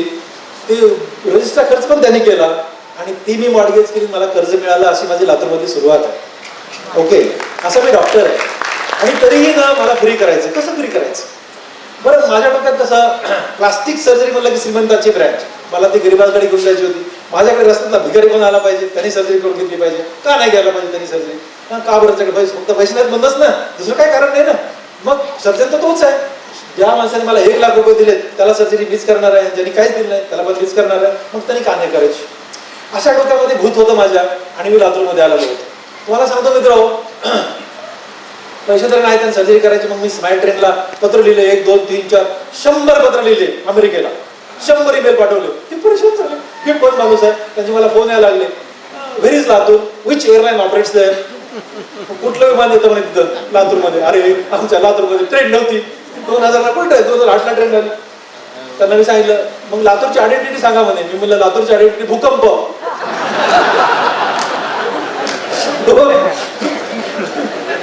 आणि सगळ्यांना हा येस येस येस येस.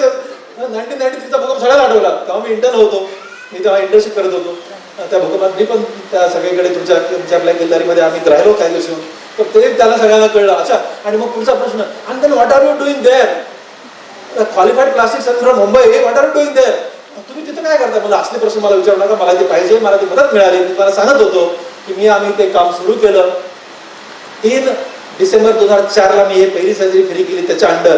आणि ह्या 3 डिसेंबर 2024ला मला 20 वर्षे पूर्ण झाली याच दररोज काम करण्यामध्ये. आणि मी तुम्हाला सांगत होतो की 2007 मध्ये मी तिथे गेलो ना, 2008 मध्ये गेलो. ती कॉन्फरन्स होती अमेरिकेमध्ये. 8 मध्ये गेल्यानंतर कॉन्फरन्समध्ये असे डॉक्टर बोलत होते, असे बोलत होते डॉक्टर. एक डॉक्टर ब्रायन समरलँड नावाचा माणूस आहे बघा, बारकाय नाही का, ब्रायन समरलँड. ते भाषण देत होता, खूप मोठा माणूस. त्या विषयात त्याने स्वतःला पूर्ण डेडिकेट, स्वतःला वाहून घेतलं. फक्त ओठ फाटलेला आणि टाळू फाटलेला एवढ्या सगळं वाहून घेतलेला माणूस. आणि त्यांचं लेक्चर सुरू होतं, आम्ही सगळे समोर बसलो होतो. एक उठला डॉक्टर, प्लास्टिक सर्जन उठले आणि ते म्हणाले की डॉक्टर ब्रायन समरलँड, तुमच्याकडे जर 12 वर्ष वयाचा पेशंट आला, त्याचा ओठ पण फाटला आणि टाळू पण फाटली आहे, तर तुम्ही आधी कुठली सर्जरी कराल? एवढा चिल्लर प्रश्न एवढ्या मोठ्या माणसाला का विचारला हे मला कळेच ना. त्याचं कारण आहे, मी 12 वर्ष दररोज ऑपरेशन करत होतो. अरे जाता जाता मी 70 वर्षाच्या पेशंटचं सर्जरी करून गेलो होतो. म्हणलं की 12 वर्षा प्रश्न का विचारला असेल त्या माणसाने? पण ते नियम असतो ना, उठून आपल्या आपण याने उत्तर द्यायचं असतं, यांनी मधले द्यायचं नसतं. म्हणून आपला शांत बसलो. तेवढा ब्रायन समरलँड म्हणले आय डोंट नो. अरे मला माहिती नाही, मी सांगतो आय डोंट नो काय. अरे आय डोंट नो काय, तरी बोलायचं नसतं. मला तो तोंडात आला, मी आणखी शांत बसलो. पण त्याच्यापुढे ब्रायन समरलँड काय म्हणाले माहिती आहे का? मला माहित नाही आहे, कारण आमच्या देशामध्ये गर्भाशयात असतानाच कळतं सोनोग्राफीमध्ये की ह्या लेकराचा ओठ फाटला का टाळू फाटली आहे. आम्ही तेव्हा आई वडिलांची काउन्सिलिंग करतो. 3 महिने असताना आम्ही तुझ्या ओठाचं ऑपरेशन करतो आणि 10 महिने ते 12 महिन्याच्या आत आम्ही टाळूचं ऑपरेशन करतो. त्याच्यामुळे आमच्या देशामध्ये 12 महिन्यापेक्षा मोठा पेशंटच नाही आहे. त्यामुळे मला 12 वर्षाचं माहीतच नाहीये. मित्र, तुम्हाला काय सांगू मी आता, मला एवढं वाईट वाटलं ना. तुम्ही असं ऐकलं का नाही, 180 डिग्री डोकं फिरणं? त्या दिवशी माझं 360 डिग्री डोकं फिरलं.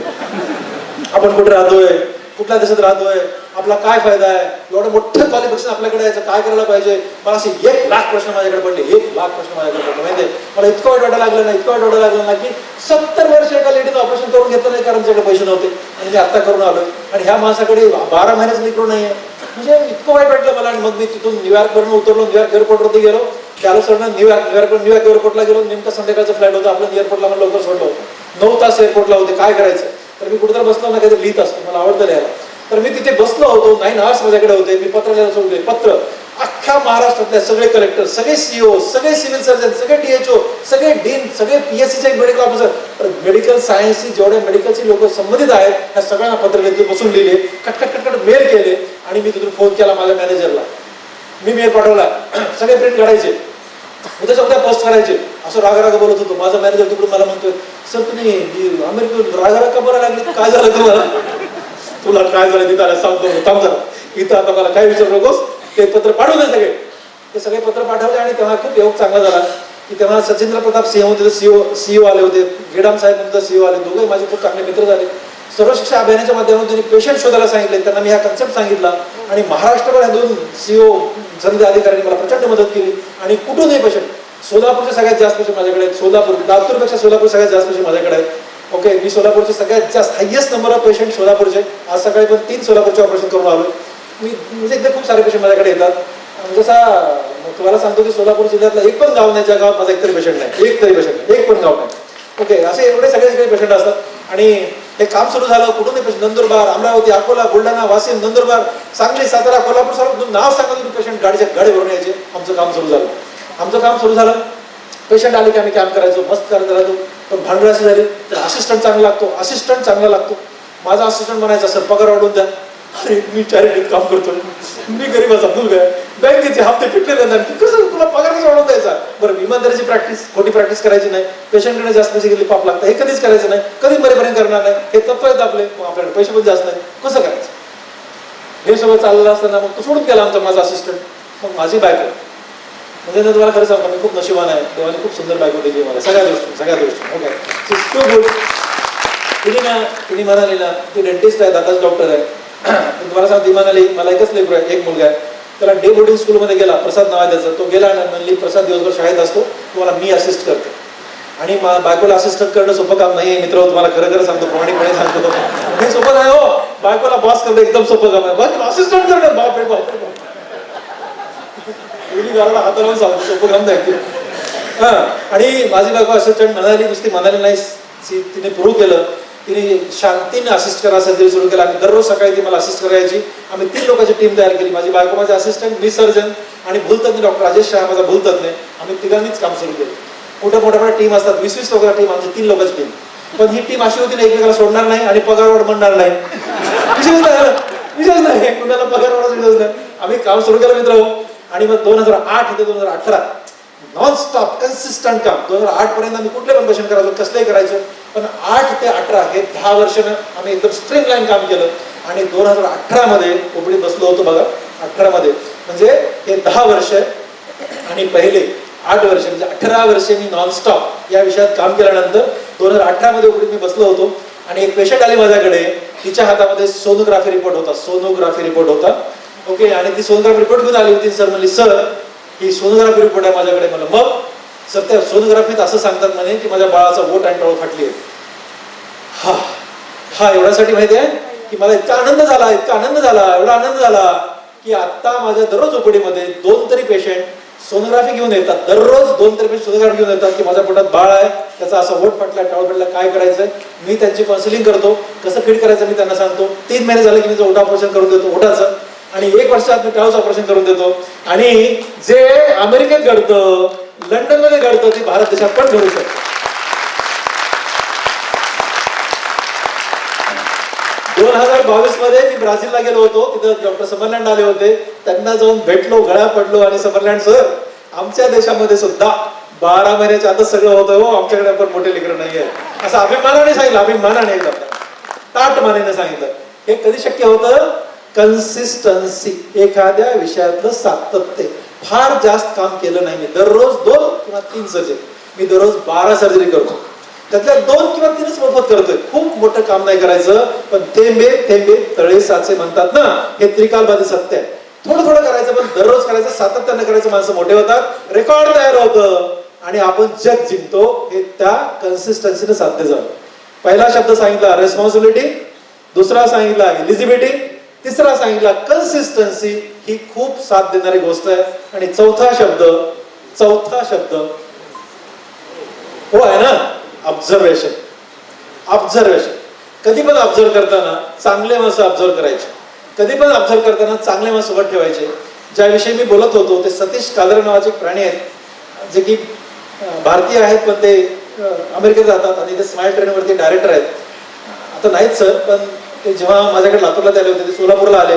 त्यांनी ते न्यूयॉर्कवरनं दिल्लीला आले, दिल्लीवरनं बाय ट्रेन मुंबईत आले, मुंबईवरनं ट्रेननी इथं आले, इथून कारने तिथं आले होते लातूरला माझ्याकडे. त्यांनी सगळं बघून त्यांनी मला ते स्माइल ट्रेन सेंटरची मान्यता दिली होती. तर हा माणूस भेटला ना, असे भेटतात ते गळ्या पडतात. मी तिचा पाया पडत असतो. मला पाया पडायला प्रचंड आवडतं. ज्यांना मी मानतो ना त्यांच्या मी पाया पडतो. माझं असं मस्त तिथे पाया ठेवत असतो. मी पाया पडत उचलून घेतात, Vitthal keep doing good work, मोजून 1 वाक्य ते बोलतात. पण तुम्हाला सांगू का, म्हणजे आजही मी फक्त त्यांचं नाव घेऊन ते शब्द उच्चारतो तर माझ्या अंगावर असे रोमांच वाटायला. तिची शक्ती आहे त्याच्यामध्ये, अशी शक्ती आहे त्या वाक्यामध्ये. Keep doing good work. हा माणूस मी ऑब्झर्व करतोय. काय याचं काय नाही, कीप डुईंग गुड वर्क, फक्त चांगलं काम करत जा. पण हे कीप डुईंग गुड वर्क वर्षात एकदा भेटली त्या एक शब्द ही वर्षाची माझी शक्ती असायची. चांगले माणसं ऑब्झर्व करायचे, चांगल्या माणसासोबत राहायचं. मी तुम्हाला सांगतो, आपल्याला बऱ्याच वेळा काय होतं, असे अनुभव येतात, कधी चांगले कधी वाईट. आपण कॅल्क्युलेशन करताना काय करतो की वाईट अनुभवाचा खूप डुम डुम डुम डुम वाजवत राहतो. वाईट अनुभव खूप जोरात वाजवतो, मोठे ढोल ताशा घेऊन वाजवतो. उलट ना, वाईट अनुभव वाजवायचाच नाही. वाईट अनुभव खाली घालायचा आणि चांगला अनुभव वर घ्यायचा. खाली घालायचा म्हणजे लिटरली पाया खाली घालायचा. वाईट अनुभव हे करता आलं पाहिजे. हे करणारी माणसं मोठी होतात. काय होतं माहिती आहे का, जेव्हा वाईट अनुभव तुम्ही पुन्हा घोळता तुमच्या मनामध्ये, तो तुमचा डोका खाऊन जातो, तुमचा मेंदू खाऊन टाकतं, मेंदू वापून जातं, तुमची शक्ती कमी करून जातं. पण त्याला तुम्ही पाया खाली घातला तर ते कोणाची शक्ती वाया घालत नाही. आणि मग आपली शक्ती निकामी राहते, तुम्ही मोठा उत्कर्ष करू शकता. त्यामुळे कधी पण पॉझिटिव्ह अनुभव आहे ना त्याला मोजत राहायचं. मी तुम्हाला सांगत होतो लहान लहान गोष्टी असतात, खूप मोठी गोष्ट करायची गरज पडत नाही. एक छोटं उदाहरण तुम्हाला सांगतो आणि मी पुढच्या विषयाकडे पळतो. मी 11वीला होतो, 11वीला, आणि हरिश्चंद्र सूर्यवंशी नावाचे गृहस्थ 66 वर्ष वय होते, माझ्याकडे आले. 11वीला आम्ही गरीबाचे लेकरं, पत्र्याच्या रूममध्ये हाताने स्वयंपाक करून खाणारे. आम्ही 11वीला हाताने स्वयंपाक करून खायचो.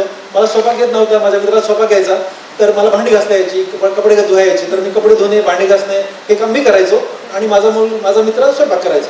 आणि मग आमचं ठरलेलं असायचं, मग खाऊन झालं की मी भांडी घासायची, सगळं स्वच्छ करून ठेवायचं, रूम पुसायची, कपडे दोघांचे पण धुवायचे, हे सगळं मी करायचो. आम्ही पत्र्याच्या खोलीमध्ये राहत होतो, 8 रुपये भाडं देत होतो. आम्हाला 8 रुपये म्हणून परवडत नव्हतं. आम्ही अत्यंत गरीबाचे लेकर आहे. तुम्हाला सांगतो मी, पण ते गुरुजी आले आणि बसले आणि एवढी मोठी दाढी, पांढरी शुभ्र, 66 वर्ष माणसाचा, आणि ते सांगायला लागले. बसवलं आम्हाला समोर, त्यांच्या हातात लिस्ट होती, शाहू कॉलेजच्या प्रिन्सिपलला दिलेली. काय लिस्ट होती? एवढ्या मेरिट मुलं आहेत, त्या मेरिटला तो भेटा. ते भेटले, सांगायला लागले इमानदारी, प्रामाणिकपणा, कष्ट. विठ्ठल, आता इमानदारी, प्रामाणिकपणा, कष्ट 11वीला काय आमचं चाललंय बाबा, आम्हाला स्वयंपाक करू द्या, खाऊ द्या, कॉलेज जाऊ, दुसरं काहीच नाही. मग बाबा बसला आम्ही ते गुरुजी आले की पळून जायचो. पण गुरुजी एवढा दुप्पाड माणूस होता, पकडायचा, बसायचं, सांगायचे. पुन्हा घरी गेली पत्र पाठवायचे, 5 पैशाचे पत्र. अरे 1 वर्ष, 2 वर्ष, 3 वर्ष सुरू झालं. माझा मेडिकल नंबर आंबेजोगाईला लागला. आंबेजोगाईत गेलो. मोठे भाऊ पद्मश्री डॉक्टर दादाराव यांच्या घरी राहत होतो आंबेजोगाईमध्ये. मी मुद्दाम मी संभाजीनगर लागलो होतो, दादा ट्रान्सफर करून घेतली होती आंबेजोगाईला. आणि मग तिथे बसलो. 2 वर्ष गुरुजी आले नव्हते. एक दिवशी घरी गेलो होतो, गुरुजी दादांसोबत बसले होते. मी मोठ्या भावांच्या पाया पडतो, मला माहित ना, पण ते बघा, माझे माया नाही, माझे पहिल्या आईवडील आणि दादाबाईनी हे दुसऱ्या आईवडील. दादाबाईनी म्हणजे माझ्या भवानी वहिनी, त्यांना मी दादाबाईनी म्हणतो. असं नातं आहे. त्यांच्याच घरी वाढलोय, त्यांनीच शिकवलंय, त्यांनीच घडवलंय. त्यामुळे त्यांच्याविषयी मला प्रचंड रिस्पेक्ट आहे. जेव्हा मायांना म्हणजे माझे आई वडील, दादा बहिणी, हे भाऊ आणि वहिनी, हे 14 बसले असतील ना, सगळ्यात पहिलं वहिनीच्या पाया पडतो मी. माईच्या नंतर मग अण्णांच्या नंतर दादांच्या. माहीत नाही, पण मला त्यांच्याविषयी प्रचंड रिस्पेक्ट आहे. आणि ते बसले होते आणि मी घरी गेलो.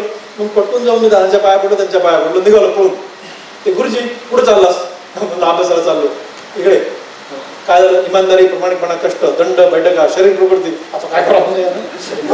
हो म्हटलं आणि गेलो पळून. गुरुजी पुन्हा महिन्याला 2 महिने यायची, हेच सांगायची, काय इतका राग यायचा माझा, काय बरं हे वाईट काही सांगत नाही, मला तरी काय, म्हणजे असं नाही वाटतं आपल्याला किती वाईट सांगतात. MBS झालो, MS ला संभाजीनगरला गेलो, तिथं माझं लग्न झालं. गुरुजी आले, माझ्या बायकोला मांडीवर बसवलं. दिवशी घरी गेलो होतो, मांडीवर बसवलं, तिला इमानदारी, प्रमाणपणा, कष्ट, दंड, पैसा माझ्या बायकोला सांगायला लागले. गुरुजी मला राहू द्या, मला बसवलं की आता. गुरुजी काय सोडा, मी MBBS झालो, MS झालो, MCS क्लासेस आहेत, MCH. बघा, आपण कसं ऐकतो MBBS, MS किंवा MD असं, DM असं ऐकतो. माझ्याकडे MCH, मास्टर ऑफ चिरुर्गी ही डिग्री आहे.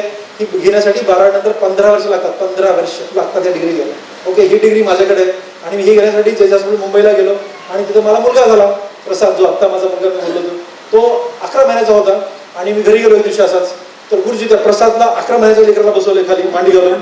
इमानदारी, प्रामाणिकपणा, कष्ट, दंड, बैठका. अरे मला तुम्हाला बिघडतं गुरुजी, काय झालंय सगळं? नाही म्हणे, तुला विषय झाला विठ्ठल, तुला विषय झाला म्हणे, याला आतापासून शिकवायचं. म्हणलं व्हेरी गुड, हे गुरुजी मी तुम्हाला ऑब्झर्वेशन सांगत होतो. मग मी प्रॅक्टिस करण्याला लातूरमध्ये आलो. 2च कारण होते. एक तर मला श्रीमंताची क्लासेस जायची, गरीबातल्या गरीबाकडे घेऊन जायची होती. आणि दुसरं ना, मला मायबाप प्रचंड प्यारे आहेत, सगळ्यांनाच असं, पण मला खूप जास्त प्यारे आहेत. म्हणजे माझ्या माईच्या मांडीवर झोपणे आणि बापाचे चिमटे काढणे ही माझ्या आवडीची गोष्ट. म्हणजे काय सांगू तुम्हाला, म्हणजे मी वेडा आहे त्यासाठी. वेडा म्हणजे लिटरली वेडा आहे. आणि माझी बायको त्याची सख्खी मैत्रीण आहे. म्हणजे माझी बायको आणि माझे मायबाप, म्हणजे माझ्या मायनन बापाने जेवढं माझ्यावर प्रेम केलं, जेवढं जास्त माझ्या बायकोवर प्रेम केलं, असं ह्या जगात कुठं होऊ शकत नाही. आणि याचा मला खूप असं मन भरून येते, मन भरून. माझी बायको म्हणली, मायांना इकडे येत नाहीत ना मुंबईला, आपण जाऊ. म्हणून माय बापाकडे राहायचं आणि श्रीमंताचे प्रश्न गरीबाकडे, त्याच्यामध्ये लातूरमध्ये आलो. हे माझा मोठा होता आणि मी खूप खुश आहे आज की मी हे सगळं पूर्ण करू शकलो. माय बापावर राहिलो आणि गरीबातला गरीब माझ्याकडे, रस्त्यातला भिकारी बनवून सर्जरी करू शकतो आणि त्याला काहीच अडचण येत नाही. मी माझं जे मोठं होतं साध्य करू शकलो. मी तुम्हाला पॉईंट सांगत होतो ना की हे गुरुजी पुन्हा याला सुरू केले, प्रॅक्टिस सुरू केलंच म्हणे. म्हणलं हो गुरुजी, पैसे मिळाल्यास डोकं फिरतं, पैसे मिळाल्यास डोकं फिरतं, इमानदारी, प्रामाणिकपणा, कष्ट, दंड, बैठका. आता काय हो. पण एक 2-3 वर्षे गुरुजी याला सुरू झाले. माझे 2000ला प्रॅक्टिस होतं. 2004 मध्ये मी गुरुजीच्या प्रेमात पडलो. प्रचंड प्रेमात पडलो, गुरुजीच्या प्रेमात पडलो. म्हणलं काहीतरी वेगळं आहे भाषा माणसाचं. मग गुरुजीला मी घरी जेवायला घेऊन जायला लागलो. 2006 मध्ये गुरुजींना दिवशी असं मी नेहमीच घेऊन जायचो, महिन्याला 2 महिन्याला.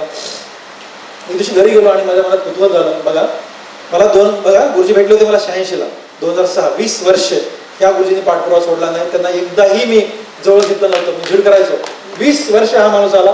पण 2004 ते 6 2 वर्ष 18 वर्षे त्यांनी सातत्य आल्यानंतर 2 वर्षानंतर मी तिच्या प्रेमात होतो, प्रचंड प्रेमात होतो. मग दिवशी घरी गेलो, जेवण झालं, गुरुजी सांगायचे कल्पना असं कल्पना ही माझ्या बायकोचं नाव आहे, ते डाळ असं साधी डाळ वगैरे वगैरे वगैरे. आणि तेव्हा गुरुजी 86 वर्ष झाले होते, 86 त्यांचं वय झालं होतं. आणि मग 86 असलेला हा माणूस जमिनीवर बसून आम्ही जेवण करत होतो. झाल्यानंतर गुरुजीचा हात मी पकडला घट्ट आणि गुरुजी म्हणाले, गुरुजी तुम्ही गेली 20 वर्षे माझ्या पाठीमागे का लागले, तुम्ही माझ्याकडे तुम्ही काय येता, तुमचा माझ्याकडनं काय स्वार्थ आहे सांगा मला. गुरुजी हसले थोडेसे, मला नाही नाही नाही हसता येत नाही, काय सांगा आता, सोडणार नाही तुम्हाला. मग आता माझं प्रेम होतं, प्रचंड वडिलांसारखं प्रेम करायचो मी. गुरुजी पुन्हा एकदा हसले, म्हणून नाही गुरुजी सांगा पटकन. बघ विठ्ठल म्हणे, माझा हा तुझ्याकडनं हा स्वार्थ आहे, मी तुझ्याकडे एवढ्यासाठी येतोय, मी तुझ्याकडे एवढ्यासाठी येतोय की तू एक भारत देशाचा चांगला नागरिक व्हावास, हा माझा स्वार्थ आहे. बाकी मला तुझ्याकडनं काहीच नाही. तू चांगला मुलगा आहेस आणि चांगल्या गोष्टी ह्या पुन्हा पुन्हा सांगाव्या लागतात, चांगल्या गोष्टी ह्या पुन्हा पुन्हा सांगाव्या लागतात, त्या बिंबवण्याला वेळ लागतो. तू चांगला मुलगा आहेस, उगीच तुला कुठली तरी वाईट गोष्ट जवळ येऊ नये तुझ्या किंवा लागू नये या कारणाने, आणि तू भारत देशाचा एक चांगला नागरिक व्हावास या कारणाने तुझ्याकडे आलोय, बाकी मला तुझ्याकडनं काहीच नाही पाहिजे. आता मला सांगा, हा ब्रह्मचारी माणूस, मी विचार केला 20 वर्षे फक्त विठ्ठल लहाने चांगला माणूस व्हावा म्हणून जर कोणी प्रयत्न करत असेल तर विठ्ठल लहानेने सुद्धा कोणासाठी तरी प्रयत्न करायला पाहिजे का नाही. आणि हे ह्याला म्हणतात ऑब्झर्वेशन. ह्या ऑब्झर्वेशनवर गेली 16 वर्ष ही जी भाषणं करतोय ना, गुरुजींमुळे करतो. मला गुरुजींनी सांगितलं म्हणजे डायरेक्ट नाही, त्यांची भाषा बॉडी लँग्वेज बोलत होती, विठ्ठल नाही हे तुझं पण दायित्व आहे ना की पुढच्या पिढीला पण दिलं पाहिजे, आणि मी पुढच्या पिढीला देतोय. ओके, मग मी म्हणतो ना की आपण जर देशासाठी काही करायचं ना, देशासाठी योगदान द्यायचं ना, तर अशा माणसाला ऑब्झर्व करायचं, त्यांना आदर्श मानायचं, त्यांना अडॉल मानायचं, त्यांना त्या घट्ट पकडायचं, मस्त आलिंगन घालायचं. शक्य आहे ते यार, खूप मस्त शक्य आहे. आणि ऑब्झर्वेशन झालं. कधी कधी मी म्हणत होतो की चांगले अनुभव, वाईट अनुभव, माझ्याकडे 9 मिनिटं राहिले तर 9 मिनिटं बोलणार आहे. मी तुम्हाला सांगत होतो की कधी वाईट अनुभव, कधी चांगले अनुभव असे असतात. मी तुम्हाला बोललो ना की ओठ फाटलेले टाळू फाटलेल्या मी फ्री करतो. आमच्याकडे असा नियम आहे की ओठ फाटलेला पेशंट आहे ना, तर आम्ही आज ऑपरेशन करतो, उद्या सुट्टी करतो. टाळू फाटली ना, आम्ही आज ऑपरेशन करतो, 2 दिवसांनी सुट्टी करतो. असा आमचा प्रोटोकॉल आहे त्या सर्जरीचा. एक दिवशी मी राऊंड घेत होतो आणि परवा म्हणजे काल सुट्टी झालेला पेशंट, परवा ऑपरेशन केलं होतं ओठाचं, काल सुट्टी झाली होती, असा पेशंट आजच्या राऊंडला मला दिसला. राऊंड घेताना त्या दिवशी मला दिसला. मग ते एक छोटी मुलगी होती 8 महिन्याची, कडेवर एक लेडी अशी उभा टाकली होती.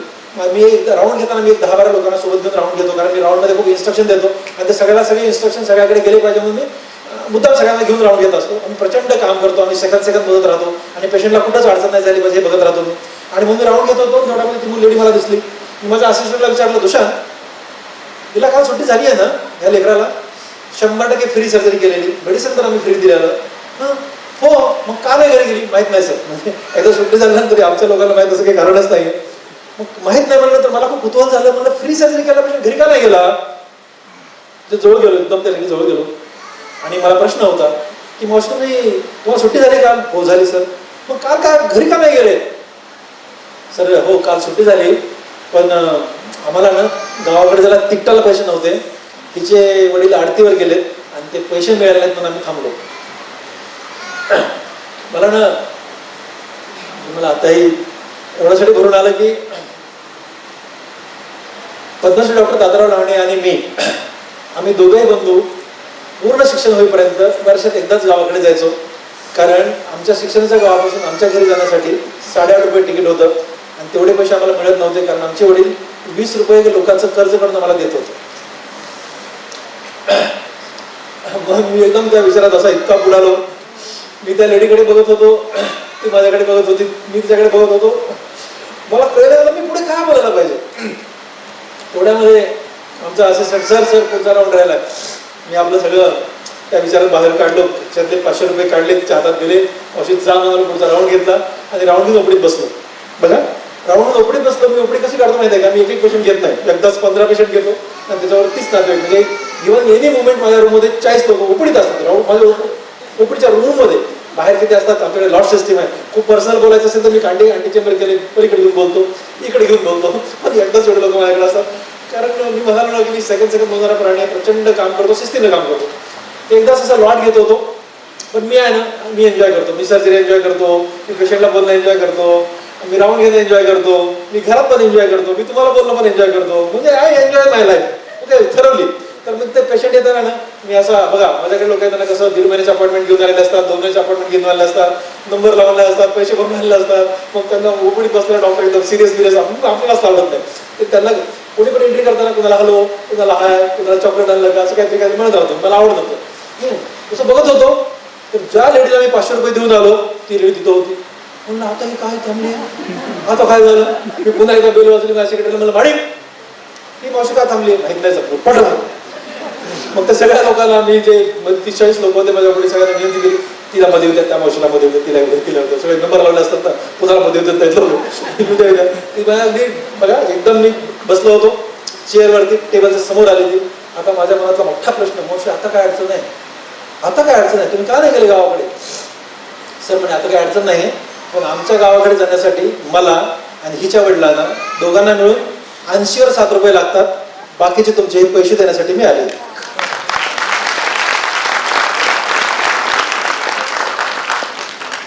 ₹413 ही बिचारी सुट्टे घेऊन आले. घेतले का नाही घेतले खूप मॅटर करत नाही मित्र, पण तिची भावना मॅटर करते, तिचं पावित्र्य मॅटर करतं. आणि तुम्हाला शपथ सांगू का, ही शक्ती आहे माझी, ही शक्ती आहे, ही शक्ती आहे यार. म्हणजे बघा ना तिच्या, म्हणजे मला त्या लेडीचा चेहरा आज जसाच तसा दिसतोय, 2006ची गोष्ट आहे, पण आज मला तो चेहरा जसाच तसा दिसतो, जसाच तसा. म्हणजे ना हे पावित्र्य, हे प्रमाणिकपणा, ही इमानदारी, ही स्ट्रेंथ आहे आपली, हे काम करण्याची शक्ती आहे. आणि खूप जास्त काम करावं असं वाटायला लागतं. पण असे लोक मी पैसे घेणं विशेष नाही सोडून आम्ही जाऊ, पण असे लोकांचे अनुभव 1, 2, 3 नाही. माझ्या ओपडीमध्ये माझ्या वडिलांच्या वयाचे मिनिमम दररोज 10 लोक पाया पडून जातात. मला मिनिमम 10 वेळा लोक रडवतात, दररोज रडवतात. मी आधीच भाऊ काय, मला खूप त्रास होत असतो. आणि बापरे बाप, म्हणजे ते ओपडी नसते तुम्हाला काय सांभाळतो. मी कधी आलात तर तुम्ही मिडियम चालते काय चाललं की काय नाही, माणसं पाया पडणे काय, गळ्या पडणे काय, ते रडतात काय, मला काय रडवतात. खूप वेगळाच कार्यक्रम असतो माझ्या ओपडीमध्ये सगळीकडे, खूपच वेगळा कार्यक्रम असतो. आणि मी सांगत होतो तुम्हाला की म्हणून यांना ऑब्झर्व करा, कोणाला ऑब्झर्व करा, आपल्या प्रोफेशनमध्ये सुद्धा असे लोक ऑब्झर्व करा, आपल्या आयुष्यामध्ये हरिश्चंद्र गुरुसारखे लोक ऑब्झर्व करा, बरोबर आहे. आपल्या आयुष्यामध्ये आईवडिलांना ऑब्झर्व करा. तुम्हाला सांगतो ना खूप चांगली गोष्ट होऊन जाते. आणि आता पुढचा विषय मी सांगत होतो, नेक्स्ट 4 मिनिट्स टू मी. पहिला विषय सांगितला रेस्पॉन्सिबिलिटी घ्या, एलिजिबिलिटी सिद्ध करण्यासाठी खळ लोकांना माफ करा. ओके, कन्सिस्टन्सी कुठेही मेंटेन करा, छोटे छोटे कामं करा, तेच ते सातत्यानं करा, इमानदारीने करा, त्यात यश मिळतं. आणि हे काम करताना कधीही कोट करताना असे चांगले लोक कोट करा. म्हणजे इतकं भारी वाटायला लागतं ह्या लोकांकडे बघून, त्यांच्याकडे अनुभवून, त्यांना असं वाटतं की बॉस ऐसा आपण म्हणणं चाहिए, असं आपण पण असायला पाहिजे. असे लोक ऑब्झर्व करा. आणि रिलेशनशिप, आर इज रिलेशनशिप, हे एक नातं मात्र जपता आलं पाहिजे. आणि हे नातं कुणाशी जपता आलं पाहिजे, आपल्या आईवडिलाशी, आपल्या भावंडाशी, आपल्या कुटुंबाशी नातं जपता आलं पाहिजे. तुम्हाला मी सांगू का की तोच माणूस भारत देशाला योगदान देऊ शकतो जो कुटुंबामध्ये सुखी असून कुटुंबाला योगदान देऊ शकतो, बरोबर. कुटुंबाला योगदान देणं खूप अडचणीचा विषय नाही, तुम्हाला सांगतो खूप सोपा विषय, खूप सोपा विषय. बघा आमच्या घरामध्ये माझे वडील असेपर्यंत त्यांना विचारून भाजी व्हायची. मला एक लेकरू आहे, मी, माझी बायको, माझं माय बाप, आम्ही 5 जणांचं कुटुंब आहे. 24 इयर्स आम्ही सोबत होतो. मला सांगतो की अण्णांना विचारून भाजी, पण त्यांच्या जिभेला मस्त होती, आम्ही एन्जॉय केलं. बसताना बापाला माझ्या चांदीचं ताटात वाढलं जायचं. माझ्या दोघांचं उद्घाटन मायांनी केलं. माझा बर्थडे असो, माझ्या बायकोचा बर्थडे असो, माझ्या मुलाचा बर्थडे असो, ऑप्शन माझी माय करणार सगळ्यात पहिले. आमच्या घरात सत्यनारायण पूजा असो ती माझी मायच करणार, बापच करणार. आमच्याकडे नवीन एखादी मशीन घेतली ऑपरेशन मधली तरी ती पूजा बापच करणार. किती मोठी गोष्ट आहे, पण माझ्या मनात त्याच्याविषयीची भावना आहे बॉस. मला वाटतं की माझ्या मायेनं हात लावला,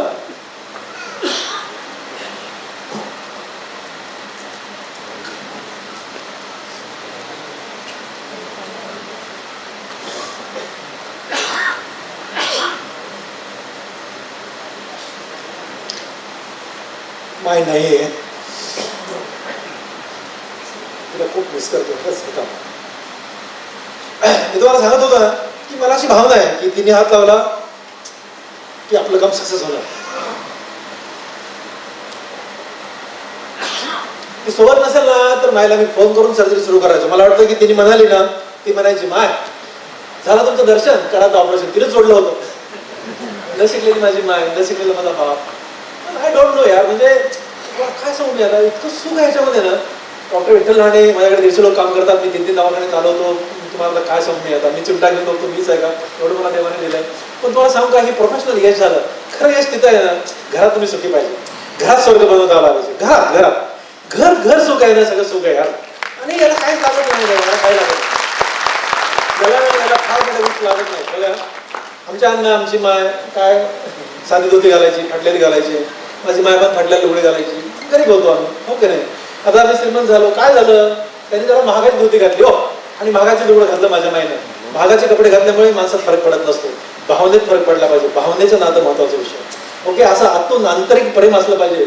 घरामध्ये जाताना आपली माय वाट बघते, माझा बाप वाट बघतो, माझी बायको वाट बघते, माझा मुलगा वाट बघतो. ही जी भावना असते ना, सचिनला विचारा चौधरी साहेबांना, त्यांनी मला 15 वेळा सांगितलं जेव्हा मी म्हणलं मी जेवत नाही, कारण मी गेल्याशी माझी बायको जेवत नाही, मी नाही जेवणार कुठेच. मी 2822 भाषणं केली, 2828 भाषणं केले, 29 भाषण करतोय, एका पण ठिकाणी जेवलो नाही. मी बायकोसोबतच जाऊन जेवलो, माईसोबत जाऊन जेवलो, रात्री 2 वाजता जाऊ पण तिच्यासोबत जाऊन जेवलो 100%. पण माहीत नाही त्यातली माझा खूप वेगळी आहे. खूप मोठ्या गोष्टी लागत आहेत मित्रांनो. घरामध्ये ना उगीच आपण बायको नवऱ्यामध्ये भांडणं करतात, का करतात माहित नाही मला. कधी कधी हा विषय कळलाच नाही, कधीच करू नये. नवऱ्याने बायकोने भांडणं करू नये. हो मला म्हणतो लहान काय पण संसार राहो, असं कुठं असं कुठं घडू शकतं का? घडू शकतं. बघा तुम्हाला सांगतो, आपण काय करतो ना, तुम्ही जिथं कुठं नोकरी करता, जिथं कुठं तुम्ही काम करता, खरं प्रामाणिकपणे सांगा, तिथं तुमचं सगळ्याबरोबर पडते का? नाही ना. तरी ऍडजस्ट करता की नाही करता? का बरं? कारण तिथं काम करायचं म्हणून. अरे घरात तर आयुष्यभर राहायचं यार, तिथं करा ऍडजस्ट करायचं का नाही करायचं ऍडजस्ट तिथं? बघा तुम्हाला सांगतो मी, बायकोशी भांडणं करू नये. तुम्हाला कळलं का न कळलं माहित नाही, तर नवऱ्या बायकोचं प्रेम एवढं जगातलं पवित्र प्रेम कुठलंच नाही. हे कळलं पाहिजे. बस किती मजा आहे, काय मजा आहे. मला शपथ सांगतो, 30 वर्ष माझ्या लग्नाला झाले, पण मला वाटतं माझं आजच लग्न झालं. सिरियसली अगदी छातीवर ठेवून सांगतो, खूप मस्त प्रेम आहे यार, काय काय अडचणच नाहीये. बघा घरात गेलो ना माईच्या किंवा माझ्या बायकोच्या चेहऱ्यावर एक जरी लाईन कमी दिसली, मी लाईन मोजत असतो. मी सॉरी म्हणत असतो. माझी बायको म्हणते तुम्ही सॉरी का म्हटले? मला माहित नाही मला मी का म्हटलं. काय फरक पडतो आपल्याला? तुझ्या बरोबर आहे, तुझ्यामुळे घडलं, तुझ्यामुळे झालं, तुझ्यामुळे तो झालं, हे असं तुझ्यामुळेच घडतंय, हे तूच करतोय. सगळ्या बायकांना काय वाटतंय, नवऱ्याला काही अक्कलच नाही. हा एक लय मोठा विषय आहे. असं कसं असेल? माझ्या बायकोला म्हटलं आज MBBS MES MCH एवढ्या डिग्री, जगातल्या सगळ्यात उंच डिग्री माझ्याकडे, असं कसं असेल की मला काही कळतच नाही असं आपलं. आता कसं जाऊ?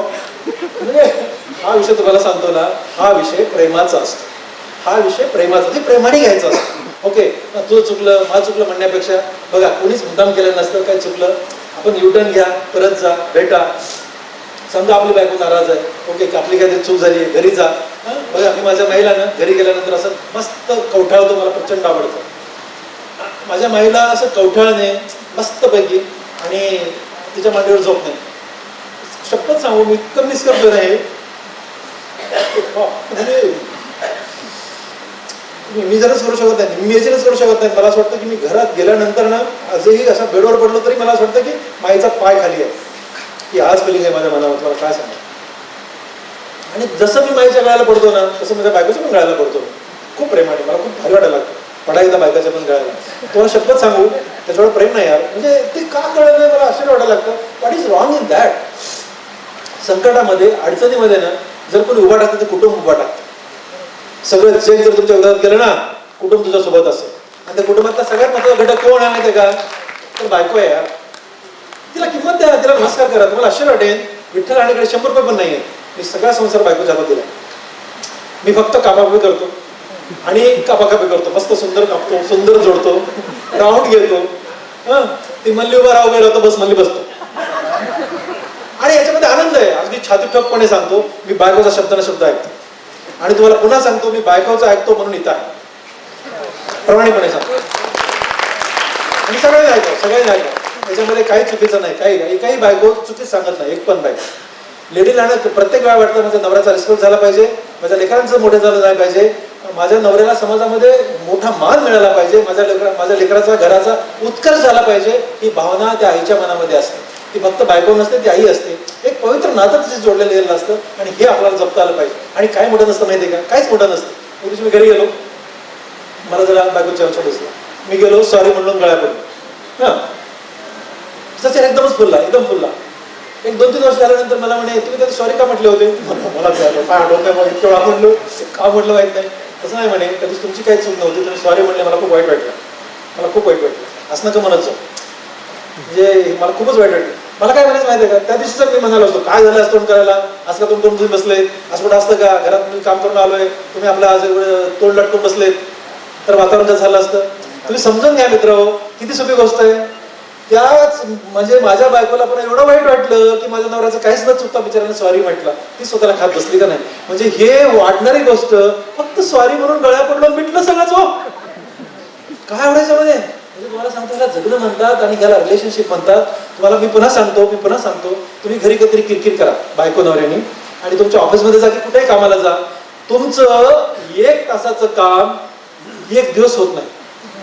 मी लिहून देतो बॉन्ड पेपरवर, तेही चिडचिड करून समोरच्या 10 लोकांना झापून ते काम होणार.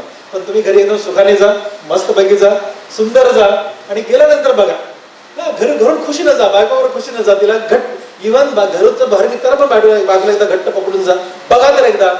तुमचे कामं 1 तासात, म्हणजे 1 दिवसाचे कामं तुम्ही 1 तासात नाही का, मला विठ्ठलाने म्हणणार. मी तुम्हाला लिहून देतो. कसं असतं माहितीये का, हे जो मेंदू आहे ना, हा मेंदू आहे तो जेव्हा तो सुखात असतो, मेंदू जेव्हा सुखात असतो ना, त्याची कॅपॅसिटी वाढते, काम करण्याची कॅपॅसिटी वाढते, राईट. आणि जेव्हा तो दुःखात असतो ना, त्याची कॅपॅसिटी कमी होते. तुम्ही बोर होता, डिप्रेशनमध्ये जाता, तुम्हाला तर मन लागत नाही, काम करण्यात उदासीनता येते, आणि ते तुम्ही जेवढं पाहिजे तेवढं आउटपुट देऊ शकत नाही. आउटपुट द्यायचं असेल ना तेवढं फुल स्ट्रेंथ मध्ये, तर तुमचं डोकं हे शांत असलं पाहिजे, पवित्र असलं पाहिजे, शुद्ध असलं पाहिजे, आणि ते घरून सुखाने आलं असलं पाहिजे. आणि याच्यात अडचणीचं काहीच नाही मित्र. काय मोठ्या गोष्टी सांगितलं तुम्हाला मी करायला, असं काय सांगितलं की सगळं जग उचलून आणायला सांगितलं मी, काहीच नाहीये. किती साधी गोष्ट आहे. आणि त्याच्या पुढे सांगतो, नवरा बायकोनी भांडणं जरी करावं लागले तरी लेकरासमोर नाही करायची. त्याचं कारण तुम्हाला सांगतो, जेव्हा लेकरासमोर आईवडील भांडणं करतात तर ती अडचण अशी होती ना, त्या लेकराला कळत नाही की आईचं ऐकायचं बापाचं ऐकायचं.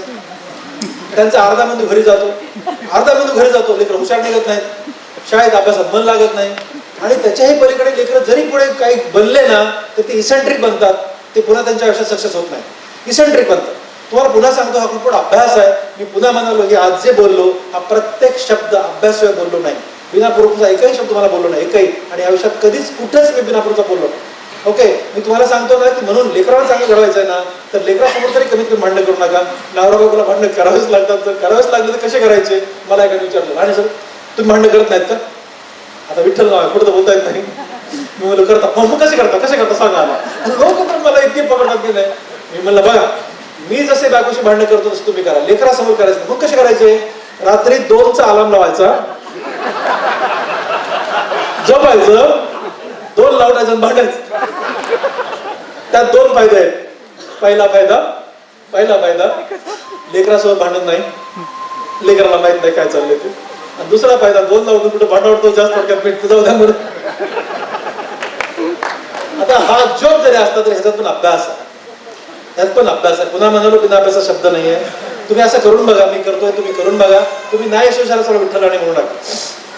खूप मोठ्या गोष्टी लागत नाहीत, आई वडिलांना जपा, खूप मोठी गोष्ट लागत नाही. मी पुन्हा सांगालो ना की बघा, मी दिवशी घरी गेलो, घरी किती मोठी गोष्ट लागते. मी घरात गेलो आणि मला भूक लागली होती. आमच्याकडे नियम आहे, घरात घेत जाताना बायकोला सांगून जावं लागतं की मी घरात येतोय, ती गरम पोळ्या टाकते. आमच्याकडे खूप सारे नोकर आहेत, पण स्वयंपाक माझी बायकोच करते. काय माहित नाही तिला ती कुठे हातात देत नाही तो. आणि मग घरात जाताना मी सांगायचं विसरलो, घरात गेलो, आणि घरात गेलास मला भूक लागते. काय भानगडायची, मला घरात एंट्री केली भूक लागते, पण भूक लागत नाही. भूक लागते तिलाही माहिती आहे. आणि म्हणून मग ते किचनमध्ये जात असतो. किचनमध्ये मी गेलो आणि फ्रीज काढलं, दरवाजा काढला, मध्ये मला ओल्या नारळाचा तुकडा दिसला. मी गेलो, हातात घेतला तो तुकडा, ती पोळी टाकली तोपर्यंत हातात तुकडा घेतला आणि असा त्यानं बघितलं, काय करताय. अगं म्हणलं काय करतोय, ओल्या नारळाचा तुकडा घेतला, खातोय. नाही खायचा म्हणे. का नाही खायचं, तो माईसाठी ठेव. बघितलं का, माझ्या माईला, म्हणजे माझ्या आईला माय म्हणतो, दोघे मायच म्हणतो.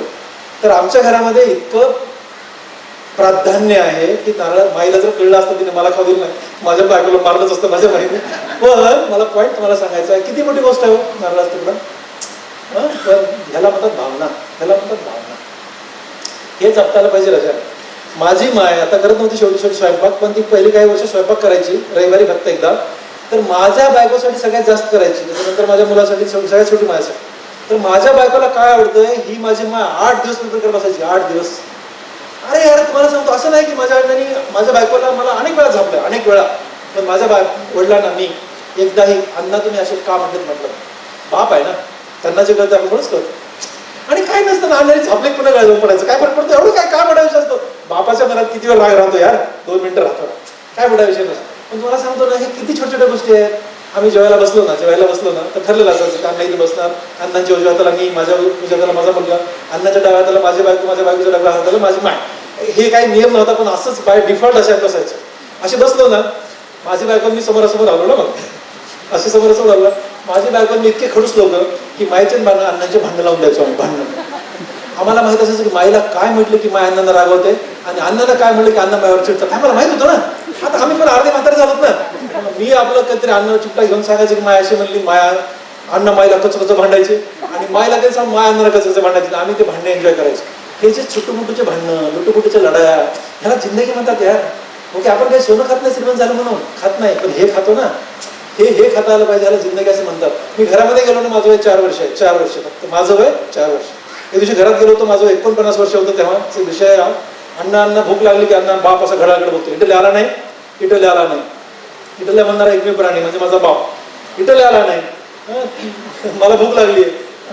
घराला कधीच कळत नाही, पण ते माईचा सपोर्ट घेऊन म्हातारे किती वाजले ग, तेव्हा हे काटात तिकडे गेलाय, ते काटात तिकडे गेलाय, किती वाजले म्हातारे, इटली आला नाही. कारण की त्या दोघांचा संवाद इतका मस्त असायचा. मला काय सांग, इतके रेकॉर्डिंग केलेत ना आम्ही बघण्या, म्हणजे असं मोठं माझं पुस्तक पण लिहितोय मी.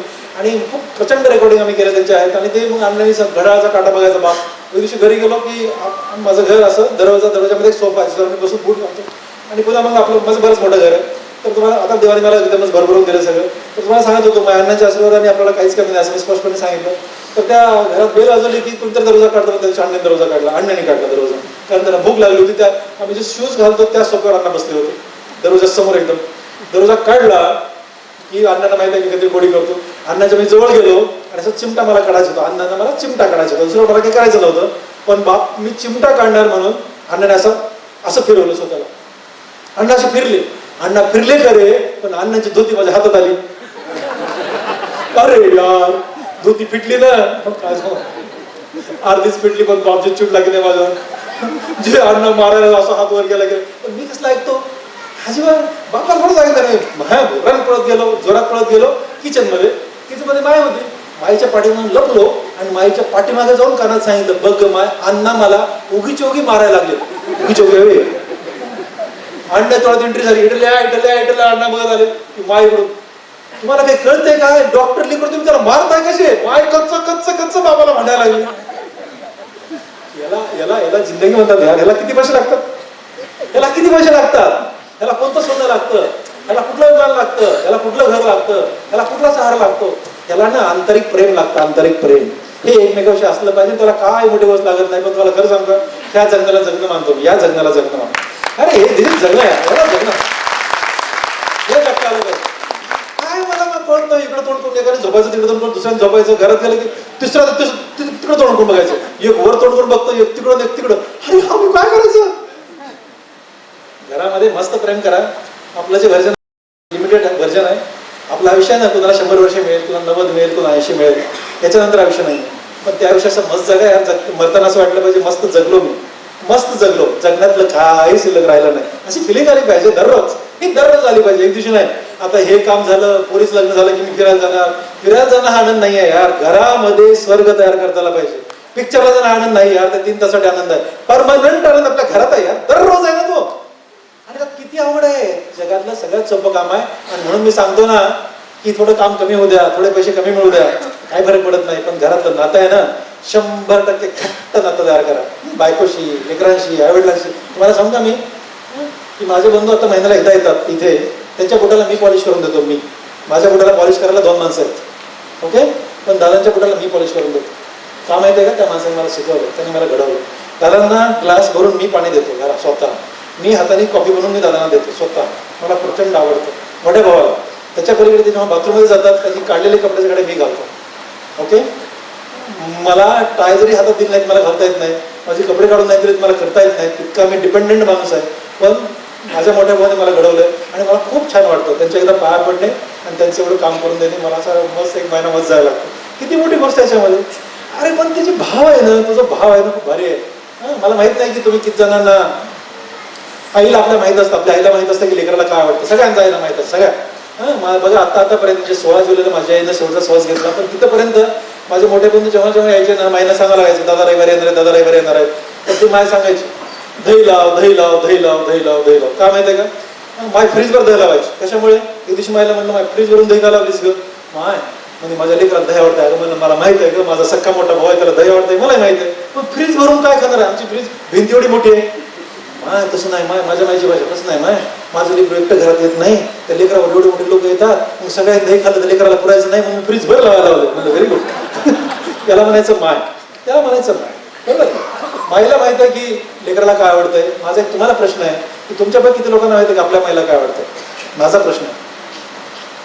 पण तुम्हाला सांगू, मला माहिती आहे माझ्या माईला काय काय आवडायचं ते. माझ्या माईला मी दररोज चहा करून पाजायचो, दररोज. राईट. मी म्हणालो ना की देवाने मला एवढं दिलं की मी असा हात वर केला 10 नोकरी देतात, तर मी असा हात वर केला तर 20 नोकरी देतात, एवढं मला देवाने दिलं. राईट. पण तुम्हाला सांगू का, माझ्या माईचा चहा नाही बनवला. माझ्या बायकोला विनंती केली होती, चहा पावडर, साखर, खडी साखर आणि दूध, ह्या 3 गोष्टी जागा बदलायची नाही, कारण मला ते सापडत नाही कोणा घरामध्ये.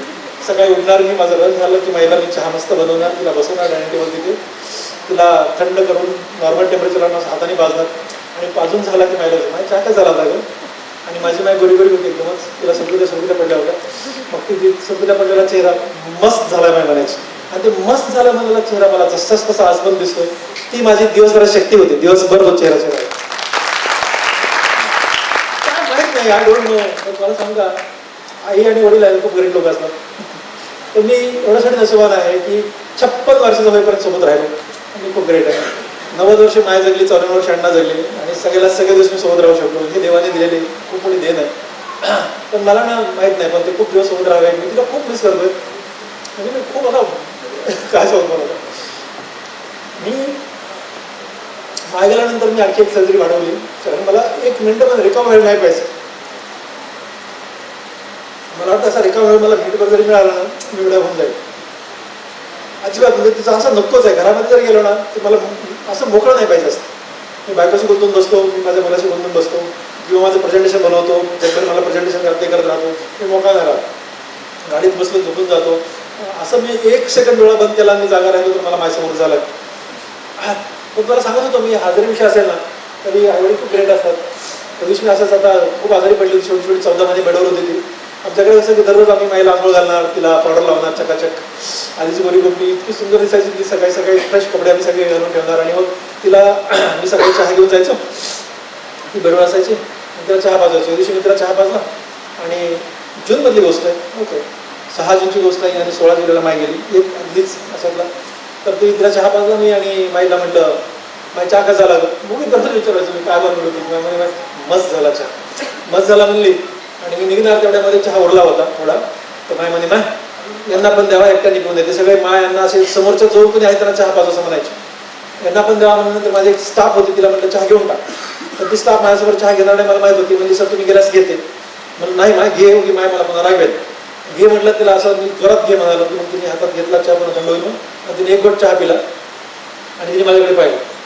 म्हटलं काय झालं ग, का पाहिलीस माझ्याकडे? नाही काय नाही काय नाही काय नाही. म्हटलं काय झालं सांग ना. नाही काय नाही. अगं मला का पाहिलीस माझ्याकडे? सर म्हणे चहामध्ये साखर नाही.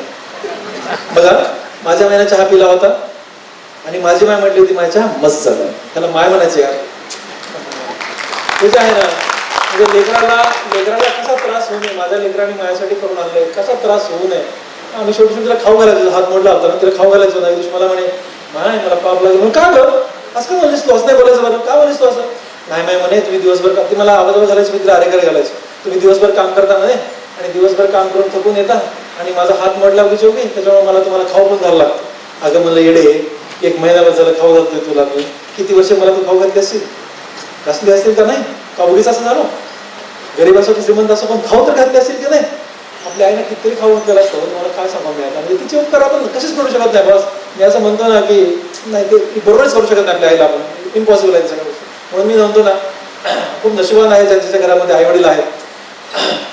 कधी कळू ना कळू, पण आता तुम्हाला आतापर्यंत किती कळलं ना कळलं सोडून द्या. पण आत्ता माझं ऐकून जाताना एकदा आपल्या आईला भेटा, तिला घट्ट गळ्या पकडा, वडिलांना भेटा, तिला घट्ट गळ्या पकडा आणि ना त्यांना एकदा त्यांच्या आवडीचं काहीतरी करून खाऊ घाला. महिन्यात एकदा तरी खाऊ घाला, पण खाऊ घाला. एवढं माझं ऐका. तुम्हाला सांगतो जिद्द खूप मस्त जाते. आणि मी सांगत होतो बोलताना सगळे पुढे गेला, ह्याला म्हणायचं रिलेशनशिप, त्याला म्हणायचं रिलेशनशिप. बायकोच तर मुळच भांडण करू नका आणि लेकरांना घट्ट पकडा, लेकरांना मोठं करा. ओके, आपल्याला काही दिवस तुम्हाला विचार तुम्ही काय करतात, काही वर्षानंतर तुम्हाला विचार तुमचे लेकर काय करतात. आपली आयडेंटिटी आपल्या लेकरावर असते. माझे वडील हवेत चालायचे कारण त्यांचं पद्मश्री डॉक्टर तात्याराव विठ्ठलांचा बाप होता. मी असा विचार करायचो की माझे वडील माझ्यामुळे माझ्या भावामुळे हवेत चालतात, मी पण माझ्या लेकरामुळे हवेत चाललं पाहिजे असं मला नेहमी म्हणायचं. तसं लेकरू घडलं, ते मायांनामुळे घडलं. माझा मुलगा 4थीला मेरिट आहे, 7वीला मेरिट आहे, 10वीला मेरिट आहे, 12वीला मेरिट आहे. MBBS first year, second year, third year merit स्कॉलरशिपवर शिकतोय गव्हर्नमेंट मेडिकल कॉलेजमध्ये आणि आता MS जनरल सर्जरी करतोय, त्याच्यावर मी काय खर्च केला नाही. ओके, हे मायांचे पुण्य आहे, 100% पुण्य आहे. असे लेकर घडवा की आपल्याला माझा साथ अभिमान वाटला पाहिजे आणि लेकरं आईवडिलाशी रिलेशन ठेवा आणि तेच रिलेशन हे टिकणारे असतात, बाकी रिलेशन दाखवणारे असतात. त्यामुळे त्या रिलेशनमध्ये आयुष्यभर राहा. आणि शेवटचं होतं डिसिप्लिन. एवढ्या एकाच मिनिटात सांगून मी पळतो. फक्त तुम्हाला घाबरलं नाही, बायकोला घाबरलं. मी सांगतो मला की डिसिप्लिन. आता हे सगळं काम करताना वेळच नाही हो. प्रत्येक माणूस व्यायामाला वेळ मिळत नाही, व्यायाम करायला वेळ मिळत नाही, फिरायला जायला वेळ मिळत नाही, तुम्हाला काय सांगावं कार्यक्रमाला जायला वेळ मिळत नाही, आमच्याकडे वेळच नाही. मला एक प्रश्न पडला, ह्या जगामध्ये ह्या पृथ्वीतलामध्ये जेवढे लोक आहेत ना त्या सगळ्या लोकांसाठी दिवस 24 तासाचा आहे. काही ठिकाणी तर खूप कमी दिवस आहेत. नॉर्वे वगैरे तिकडे गेला तुम्ही तर बरोबर आहे ना. आपल्यासाठी विचार केला, फक्त भारत देशापुरता विचार करू, आपल्याला 24 तासाचा दिवस आहे, बरोबर आहे ना. जे लोक उत्तुंग कारागिरी करतात त्यांना 24 तास दिवस आहे आणि जे लोक दिवसभर झोपतात त्यांना पण 24 तास दिवस आहे की नाही. दिवस सगळ्यांना सारखा आहे. मग वेळ कोणाला मिळतो कोणाला मिळत नाही. जे लोक बिझी असतात त्यांना वेळ मिळतो, जे लोक बिझी असतात त्यांना वेळ मिळतो, बाकीच्यांना वेळच नसतो. आता मग कसा वेळ काढायचा असतो माहिती आहे का. डिसिप्लिन मध्ये राहायचं. डिसिप्लिन मध्ये बघा, मी काय म्हणालो, 3 मिनिटं म्हणलं 3.5 मिनिटं झालं मला फोन येतो.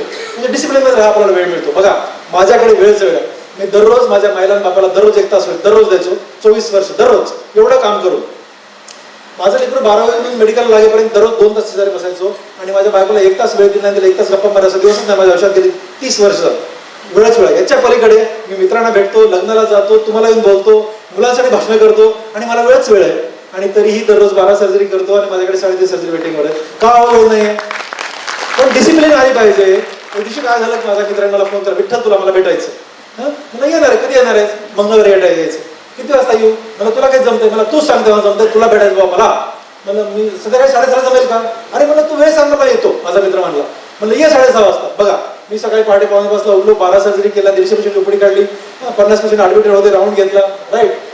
पुन्हा ओपडीत सगळे संध्याकाळचे ऑपरेशन संपवले आणि 6:30 वाजता सगळे कामं संपवून मी माझ्या ऑफिसमध्ये जाऊन बसलो, कुणाची वाट बघत, माझ्या मित्राची. पण तो बरोबर 6:29 आला. त्याला माहित आहे माझ्याविषयी लोकांना फारच माहित आहे, वेळ वेळ वेळ पाळणारा प्राणी. 6:29 आला. मी बिल वाजवली, विचारलं माझा मित्र आलाय का. नामदेव माझा मित्र आलाय, पाठव म्हणे. म्हणतो आला. त्याची बायको 2 लेकरं घेऊन मध्ये आला. आणि मग काय, आम्ही क्लासमेट आहेत. बिना कामाच्या गप्पा मारा सुरू केला मी. बिना कामाच्या गप्पा म्हणजे एकही कामाची गप्पा नाही. आमच्या तेव्हाच्या वर्गातल्या गप्पा, तेव्हाचे सगळे जोक्स, तेव्हा टीचर लोक, कुणाची टीका, कुणाला चांगलं कुणाला वाईट, सगळं बिना कामाचं बोलायला लागलो. 10 मिनिटं आम्ही नॉनस्टॉप बोललो की नामदेव तिकडे बघायला लागला, तिथे घड्याळ लावली होती, त्या घड्याळकडे बघायला लागला. एकदा बघितलं, 2दा बघितलं, 3दा बघितलं. म्हणलं काय नामदेव तुला काय गडबड आहे का, जायचंय कुठे. तो म्हणला मित्र मला गडबड नाही रे, पण म्हणला ज्या दिवसापासून मी सांगितलं की तू मला भेटणार आहेस, मी नातेवाईकांना सांगितलं, मित्रांना सांगितलं, प्रत्येक माणूस म्हणला म्हणे हा माणूस सेकंदात मोजतो, तुला कसं भेट देणार आहे आणि तुला तर काहीच काम नाही म्हणे, तुला तर काहीच काम नाही, मोकळाच बसलायस तू. बघा ही फिलिंग आपल्याला आणून देता आली पाहिजे. मी माझ्या मित्रांना नातेवाईकांना असा भेटतो की आयजीत मला काहीच काम नाही, काहीच काम नाही, काहीच म्हणजे मला काहीच काम नाही आहे. हे कधी होतं, डिसिप्लिन. सकाळपासून संध्याकाळपर्यंत काम, 6:30चा वेळ, 6:30ला शांतीनं बसलो, 30 मिनिट त्याला बोललो, घरात गेलो, मस्त जेवण देऊन गेलो, बायकोची गप्पा, आईवडिलाची गप्पा. म्हणजे तुम्हाला मला सांगायचं ना की तुम्ही डिसिप्लिन पाळलात ना, डिसिप्लिन मध्ये राहिलात ना, तर हे सगळं शक्य होतंय. आणि सारांश आजच्या भाषणाचा, राष्ट्रभारणीमध्ये ती माणसं योगदान देऊ शकतात जी माणसं घरामध्ये सुखी असतात. घरामध्ये सुखी राहा, घरामध्ये सुखी राहा, जबाबदारी घ्या, खळ लोकांच्या नादाला लागू नका, चांगले माणसं सोबत ठेवा, चांगले माणसं ऑब्झर्व करा. आणि राष्ट्रभारणी म्हणजे दुसरं तिसरं काही नसतं, तर ते पण थेंबे थेंबे तळे साचे हेच असतं. आणि हा थेंब आपण का नाही व्हायचं हे ठरवू आणि आजपासून चांगल्या कृतीचा थेंब आपण बनण्याचा प्रयत्न करू. धन्यवाद, धन्यवाद, धन्यवाद.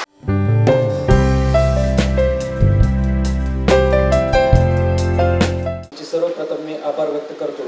तसेच सोलापूर नॅशनल क्रीडाचे राष्ट्रीय अध्यक्ष श्री सुनील फुरडे सर यांचे देखील मी मनस्वी आभार. तसेच सत्कारमूर्ती तेजस्विनी तापडेते यांचेही अभिनंदन. त्यांना rotary Club of Jule Solapur यांच्याकडून पुढील वाटचालीसाठी खूप खूप शुभेच्छा. कार्यक्रमाचे सूत्रसंचालन करणारे श्री बिराजदार सर, सर्व रोटरी क्लब ऑफ जुळे सोलापूरचे सदस्य आणि सर्व उपस्थित श्रोते यांचे देखील मी मनस्व आभार व्यक्त करतो.